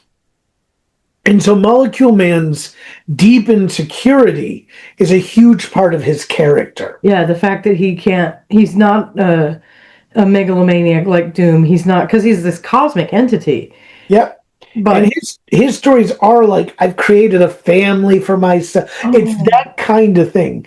And his next big bad thing is when, spoiler alert for those of you hoping for them at home, Volcana and him eventually break up, and he goes on this huge thing to try to win her back. He does not stay. Those kind of stories fade away from comics because it really only works as a single issue. So Yeah. as comics started moving towards the 6 issue mini run, with ever increasing violence, guys like Molecule Man ceased to be as useful. Yeah, he would be too roped. I mean, honestly, the only way he could escalate is to escalate in his violence and his psychopathy, and then he'd be too powerful. And then he's too powerful. And So they'd have to scale back his power and scale up the psychopath, which is and, and why? I mean, so I why think, when you can create Mr. Purple, like you can create somebody new. yeah. Well, and also I do think this is an issue modern comics have, right? The with the end of civilian casts, which could stand in for the city, right? Mhm. So, my best friend is in danger, or these folks who you know and you feel Yeah, to Gwen Stacy before Gwen, she becomes a spider. um, well, yes, yeah. Gwen Stacy back in the day before the multiverse stuff. Yeah, yeah, yeah. But the advantage of a civilian cast, whether it's a Rick Jones for Hulk, is you get stakes for civilians for people you know. Once they start disappearing, the only way to up the stakes is to up the body count. And eventually they stop meaning anything. Yeah, what's the line about one person's a tragedy, 10 million is a statistic? It's either Ivan the Terrible or Stalin, depending on. Yeah, so yeah, I mean there's like taking it whole cloth is such an open thing because there's so many different kinds of ways you can jump a bunch of people together, like from forming a Hunger Games where you're introducing a bunch of new people, or making your own superheroes and giving them the exact same premise and be totally different because you'll have different personalities and different interplays in there. Which is why it's almost taking it is almost like chopping it for parts because I agree because, and this is where I think people said it wasn't good. The premise had been done so often, including in comics. There's Yeah. a lot of arena fights in comics. yeah, And it's kind so, of like it reminds me of like when Hunger Games came out and it sort of reopened our appetite for, this battle royale with teenagers or whatever. And every YA book started is like, oh, it's all the same thing. I'm like, it's different. Like I don't remember any of their names, but it's different enough, because you're taking a basic premise that is a really usable premise. and it works so well as a metaphor. To go off on a tangent just for a second, I used to have a dislike for it's a particular sci-fi dystopic trope where a part of the city is sectioned off and it becomes like the prison and there's no rules. Yeah, Batman And Arkham City. yeah, Arkham City is what changed my mind, but it's John Carpenter's Escape from New York has that premise. Deep Space Nine takes it for one of their episodes, right? And I had traditionally disliked it, but then I realized how fun it could be as a world building thing and how easily the metaphor could be applied in numerous ways. And I was like, no, I can dig this. And the arena trope, which I have more which There's I more flexibility. yeah, I have more can create tons of flexibility. Yeah, yeah. I But which parts and so we've which agreed parts would we chop? Shooter is taking parts and doing his own thing. Which is great, which is always great to see. So if I were fencing, um, oh my God, there's so many great moments to explode in this, and I feel like all of them are prompts I'm giving because there's so much cool stuff. Like I think the one of the things I might do is investigate how this would be if it wasn't by good and evil. Yeah. Like I think oh, I forget where I even heard this, but I heard a couple of days ago this idea of this concept of uh, uh, you're in a game and all of you have to unanimously agree to leave the game before time. Yeah, that is I forget who the writer is. Forgive us, but he's an Eisner winner and he's a Hugo winner. Yeah. And he basically created the premise is it's a D&D like world, but you get Jumanji'd into it. You get sucked into it. Yeah, and you can only all leave unanimously. So some old people in nursing homes are like, no, I want to be in here and be young and happy and healthy forever. And other people are like, no, I want to go and back to my home and children, which would create a very different dynamic than I'm going to give you everything you desire. Like maybe if you lose, you end up, being in a collector situation where you're tortured forever. Like there's, just taking the basic thing and even it's like a Saw game. Like, Well, actually, yeah, I think you're right. I think changing the game because what if it's a capture the flag? yes, You have to hold a spot. Yeah, we don't necessarily have to be good and evil, but we have to have this spot for this many days, and then what we want happens, and everybody else gets punished. Yeah. Teen Titans took that in one of their fun episodes where it's like the boys get sent up to this battle master who absorbs powers of the losers. But one thing I liked in this is, Doom's on such a quest. I kind of want to imagine the story with someone who's taken from a different multiverse into this one is like, you all know who you are, you all have this thing, I'm figuring this out as I go, but he's like this super villain trying to figure that out. Oh gosh, there's so many cool bits. I feel like I'm just going to go into my prompts. Yeah, well, I wanna play with this idea of the game, right? Because one of the cool things that you can draw on, so an arena fundamentally is whether it's to the death or whether it's battle, it's beat the other side. Yeah. Right? You can also do a strategy kind of thing. You have to hold certain stuff, and that may mean losing one versus the other. This is where puzzles come in handy, though, right? It's like, oh, we have to solve a thing, and each time we solve, Maybe find like a grail or something. yep. But then I had this idea of the tag. So let's say High stakes game of tag.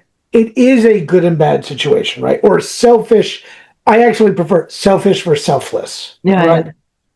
But what if after you've beaten someone, they have to join your side?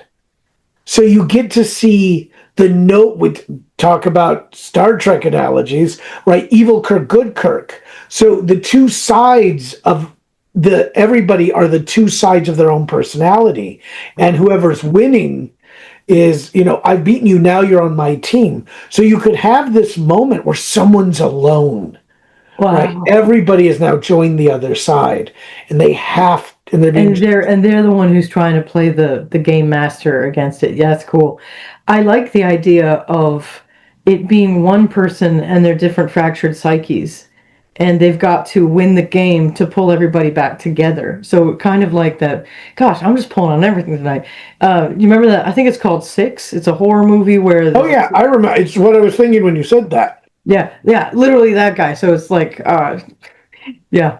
It's a movie we're seeing. It's from the 90s. Yeah, it's a serial killer being transported, and you're also following these 6 people in a hotel room, and people start ending up dying. And twist on it, if you don't want to hear it, cover your ears, is all of them are personalities inside the serial killer. And I think they realize this and end up trying to save the kid, because then it'll be like a good thing, and the good people will survive and go on in the body. But in fact, the kid is the evilest one of them all. So yeah, it's the kid fakes his death, but that's basically it. Yeah, something like that. But yeah. But I mean, that would be a fun way of doing this. So you have someone who's really disoriented, finds themselves all alone, and is like, I need to defeat these other people. And I realize somewhere along the way, these people are me, and the best of myself has to win. Am I the best of myself? Yeah, I will say you just said one of my prompts that I told you about. So just a heads up, when we get to my prompt, that one's there. Did you read it out loud to me? Yeah. So for This those is of why you we created this podcast, everybody, because I steal from my husband all the time. all the time, it's great. I love it. But yeah, I'm just letting you know that the psychological whoever is I think my fifth prompt. Ugh. Well, whoopsie. I'm probably going to start with that one. Good times, good times. I'm sorry, Lane. No, you're good. What would you fence from this, since I can't apparently find anything that isn't stealing from something else today? Well, but that's it. The reason I wanted to do this one, right, is because this is a ton of tropes. Yeah, and it's pulling from everywhere as well. It's pulling from everyone. But the one thing where it is not pulling, and this is one of the reasons why I always liked this so much, is because he knew who his characters were. Yes. Ultron acts this way. It's why Ultron, the trope would be everybody gets together, they find out the rules, they start to work against each other, right? Ultron starts trying to kill people right off the bat. There's living people, Yep. right? The mutants and the guys, even though they're on the same side, there's still such trust issues. They separate. They leave. Yep. Doom does not want to do what someone tells him. Yep. And the point we made earlier, where Doom doesn't like being given control, he will take control. Thank you. Mm-hmm. And so, what I think this does a great job of demonstrating, I think writers should keep this in mind, is especially genre writers, right? Especially people who work within a plot structure. So, specifically, but not entirely, romance writers, thriller writers, pulp action writers, right? Yeah. It's like, yes, no, many times plot wise, you're drawing on these tropes. But if you know who your characters are, they can start taking you in different places. Yep. And you can, if you write like me and you're very reactive, or you can plot them going in different directions, and you'll still maintain the genre, but it'll feel fresh, it'll feel exciting. Yeah. One of my favorite things to do is to grab a character that doesn't belong in the genre, and just stick them somewhere. Like, it's always fun. But yeah, no, and part of the thing is just because he knows his characters so well, they can stand up in terms of like, doing things different than what to the other point, doing things different than what you would expect. We expect Hulk to be stupid.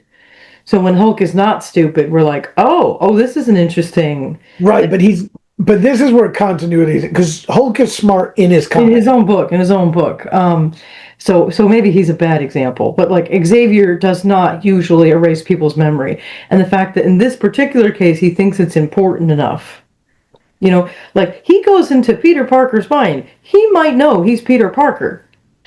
No, and he probably does. And what's great about that, and what's dangerous about it, especially later on, is they do this as a way to indicate the stakes are really high. Yeah. Now, the problem is, if you keep doing that, you got to be careful.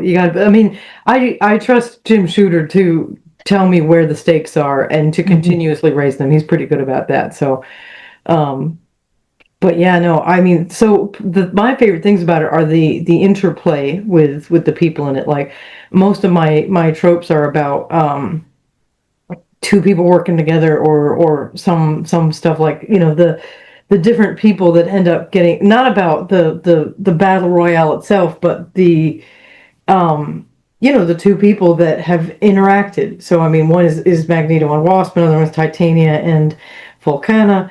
Zazie, which is an interesting idea. I do think if this thing is any fault, is it so much is happening, it's hard to live with any of it for an extended period of time. Yeah, which is why it's perfect for fencing. Any of this stuff is on its own a really intense story. Like, me and my buddy are astronauts, and we ended up on this alien island, and there's a woman here that we can't communicate with, but we're both kind of digging her. Yeah, there you go. Extra prompt, And extra prompt, and is the fact we're both digging her because of her power. Yes. Right? Is it real or is it not? Yep. and just, which is that story could sustain a whole story, depending on what genre you're in. Like, that is an entire book. It certainly could be a whole comic book. So there's so many moments in this that, like, you could grab that and just expand on it. So yeah, what would you fence, Lane? So, so I think we should do more arenas. Like, this is an older trope that I don't think has been done. Hunger Games, you're right, sort of brought it back, but It occurred to me you and I have an arena in Magpie, Celestial Crane. we do. But it's like it's a tournament. That's right? more, yeah, that's more of a manhunter situation too. Yeah. Oh, you mean at the end with Lame Tiger? Oh no, I meant with Celestial Crane, where she brings everyone out into hell and she's picking them up. Oh yeah, that's a good one too. Well, that one's a classic. That's the most dangerous game. The most dangerous game. Yeah. Other than amok. No, sorry, it means nothing to anyone we're talking to. No, but if you want to know more about that, subscribe and tell us in the comments. We will make sure we have more Magpie stories. For the price of a photosynthesis generator, which is surprisingly cheap, can. It's my evil genius device. I use photosynthesis to power death rays. I love that. Poison Ivy would be so mad at you. Well, let's not tell her. So, why don't we before we go through? Why don't we talk about our prompts? I'll start. Well, actually, you start, but I'll start with mine on the one that has already been revealed. I'm sorry again, Lane. You're good. You're good. I like the idea. I'm glad you did too. I apparently it just sunk into there, Lane. It got mixed in the stew. So my first prompt is, I love that Wasp and Magneto have this weird one-night stand. It comes out of nowhere for me. So write a story. It comes out of nowhere. That does not, knowing more does not help. So, write a story where a superhero and a sympathetic but a ruthless villain have a one-night stand that means nothing to the hero and everything to the villain, any genders. In order to keep the villain on their side, the superhero is conflicted. Am I going to keep playing with this guy's feelings? Am I going to let them go? Am I going to try to be honest about it? Am I going to, get into a relationship with this person until I don't need them anymore? That's really not very heroic, is it? When I was just out here, living my hot girl single life. Well, my first one is a noble hero is transported to another world with a clear mission: defeat the forces of evil and restore balance. As she journeys deeper into this strange realm, she notices the patterns and familiar emotions. She's fighting the manifestations of her own subconscious, all parts of her own personality that she must defeat in order to rescue herself. Boy, that's a great idea. Yeah. Yeah, I enjoy that one a lot. Yeah, glad you came up with that. I did. You make it sound like I stole it from you. That was totally mine. No, it was absolutely yours. It was absolutely yours. I had no memory of it at all. But it clearly, seeped into my subconscious and came out. Anyways, speaking of being dumb, the Hulk is losing his intelligence and turning into a brute. Write that story in another context, possibly with a superhero, possibly with a supervillain. Jekyll and Hyde, except he gets dumber. Frankenstein as he's written versus Frankenstein in the movie. Right. I mean, it's such a cool. It's a flowers for Algernon moment, and it's such a wonderful thing that just deserves to be explored more. This idea of losing the self to something else. So I like it with the Hulk and his intelligence. A lawyer is tasked with defending a renowned hero known for his ferocity in combat, and it left an innocent bystander mauled. And so the case unfolds. Can the lawyer defend this sort of Wolverine-ish figure who hurt an innocent person? I like that one a lot. I hope there's a lawyer in our audience who picks up on that, because that's a good one. There should just be more legal superhero stuff. Yeah, bring in Legal Eagle. I'll write the story if Legal Eagle will review it. Tag him. He'll beta read it for you, so it's accurate when you release it. Yeah, this is the thing. I'll write it. He's defending. I'll even do research. Gosh darn it! I'll look up. Sorry, I died a minute there. I've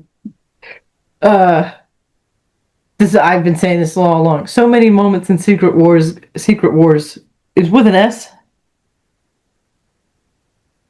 Wars. Secret Wars. Okay. So many moments in Secret Wars can be exploded. Explore the story of Claw, who is the sound creature inside Person made of solidified sound. Yes, a person made of solidified sound that is inside of the ship. But that's a lot to go into. So I'm more interested in this idea of a sentient thinking person who is alone in a solar system that is a ship, and the only other occupant is God that does not notice him. And how does this person survive? How does they stay sane?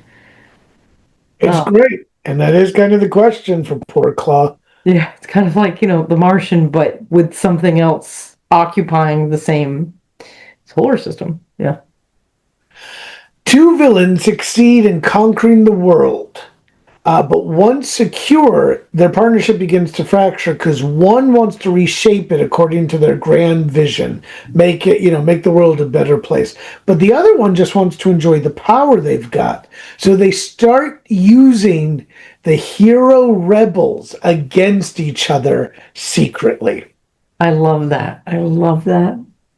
I love that. An actual secret war against each other. Mm-hmm. The secret civil war. Really confused people. Make it a comic book. Civil secret battle war. Battle war planet. No. Yeah, we focus tested all of those words. We make toys. Yeah. Oh, man. My fourth one is a supervillain who always wanted to be understood and respected for his intelligence, is given the chance / is forced to work with a team of superheroes who value him for his intelligence. He immediately freaks out and refuses to work with them, even though it is required to save the world or some really important shit. I was thinking about Xavier, who Lane and I were talking about this, how Xavier's whole life is like, I want to prove that mutants and humans can live side by side, but when he's given the opportunity to lead humans and mutants together, he's immediately like, no, someone else takes that. And then he gets into fights with his own team about who should be in charge. And separates from the humans. Yeah. So, it's like, does he do that because he distrusts them that fundamentally, and he's like, this is the diplomatic way to escape? Or is it that the idea of taking responsibility freaked him out, so that's why he says no? Why would he do that? Well, I do think for this particular story, you're undervaluing his evaluation of Captain America. That is true. Yes, but in the prompt, it's not the same character. No, that's right. Yeah. So it's like somebody who has this burning need to be recognized for these particular skills is given the opportunity and immediately shuts that off and shuts it down and spends the rest of the thing, fighting against it or trying to, do the thing on his own or this other alternative way because he just can't believe that these people would let him in. My next one is, I think this is my most romantic comedy one. Well, except it's sort of a find yourself story. So, an insecure young woman who's recently divorced from a celebrated superhero struggles to figure herself out, and she's given powers by a supervillain. And she takes it, but she discovers herself and is able to find her own way without the self-righteousness of her ex-husband or the bad boy narcissism of the supervillain. And then they all kiss. Well, she kisses both of them at some point, but then she kisses her own soul. Sounds cool. It's like Waitress, but with supervillains. I do like that. Waitress with superheroes. Yeah. Another thing, Sarah Bareilles, I will write that. I love Waitress. Get Nathan Fillion to redo Hammerman. Yeah, oh, we'll just do it with Hammerman. It's a sequel. It's a sequel to Doctor Horrible. It is a crossover between Dr. Horrible and Waitress. Oh, that's funny. I love that. My final one was I love the story of Tiano and Volcana, normal human girls, apparently from Denver, who are selected by a mad scientist and given extraordinary powers for shits and giggles. So obviously in Secret Wars, Doom has a real reason to grab these girls that he found Denver before anybody else did. I think that's interesting, and give them these powers. But I just love this idea of a guy who's like crazy, and I do experiments, and this is an experiment I know I do well, and I'm just going to give you guys these powers to watch what you do, and it's going to be hilarious for me. Ha! Yeah, no, I really love that idea too. And it could go dark, it could be funny, it could be any of those. Yeah. I mean, it could be fun. All right. My last one. A family finds themselves trapped in an apartment as a supervillain has conquered the city outside. They're cut off, and they discover that their teenage son has been secretly working as a sidekick. And so the supervillain's minions are tracking them down. I love that. Is it from the... If it's like a third person one, and so the kid like knows he's got a secret, but his parents don't. So you've got this thing where he's like, it's going to come out, I don't want it to come out. And it's just... Exactly. Especially if it's like, we've got everybody but this person, and so they're tracking it down, and one of the parents can realize their kid, especially if they've been anti-superhero. Yes.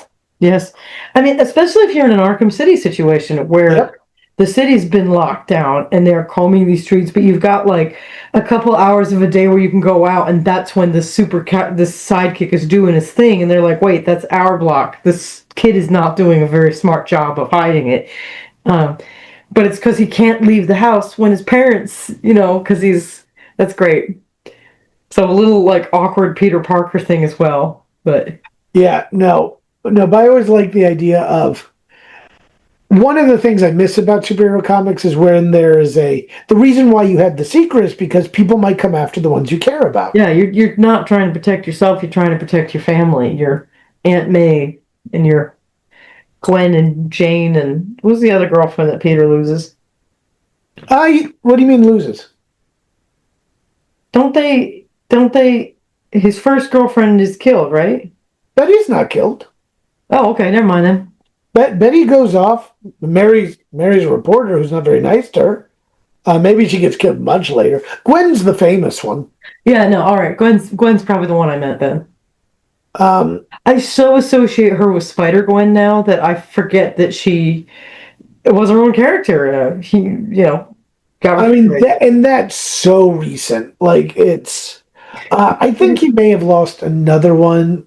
Jean DeWolf, I think, passes, but I don't remember if they dated. Yeah, I don't know. He did. It wasn't very long. But that's why you would wear the mask, to protect your girlfriends. And all sorts of people. Like Flash Thompson is often at risk. We're picking Spider-Man because he's got the great side character. Well, I mean, Bruce Wayne wants to protect his identity, his fortune, his, any family that he has. So he really embraces that identity, not only to strike fear in the heart of Gotham, but also, I don't want to lose Alfred. Yeah, and it is Alfred, because everybody else, he's already recruited into his little child soldier wars. His little bat family. Yeah. Oh, is that what they call it? I thought they called it. He eventually gets a normal wife. No, he doesn't. He gets Talia. Or Catwoman. Yeah, no. Currently he's doing Catwoman. I'm just saying he's basically feeding these kids cocaine and gunpowder and sending them out into the streets. Hey, listen, Robin can jump off a 20-foot building. Sorry, try that again. 20-story building and land on his feet. He's got a lot more than cocaine in his system, is all I'm saying. They visited a mad scientist who gave that kid power for shits and giggles. Yeah. Yeah, I guess. So, is there anything else, my darling? No, just please, everyone who likes this, subscribe. Let us know if you need this content, if you like it longer, if you like it shorter. We are doing an experiment with 2 parts here, so the rest of Secret Wars Will be come next time. Not next Friday, but the Friday after. That's right. Because I understand how time works. I don't. All You right. stole that from me, Leif. In which case, in the immortal words of Lord Byron, peace! Plagiarize. Plagiarize. Let no one else's work evade your eyes. Remember why the good Lord made your eyes, so don't shade your eyes, but plagiarize, plagiarize, plagiarize. Only be sure always to call it, please, research.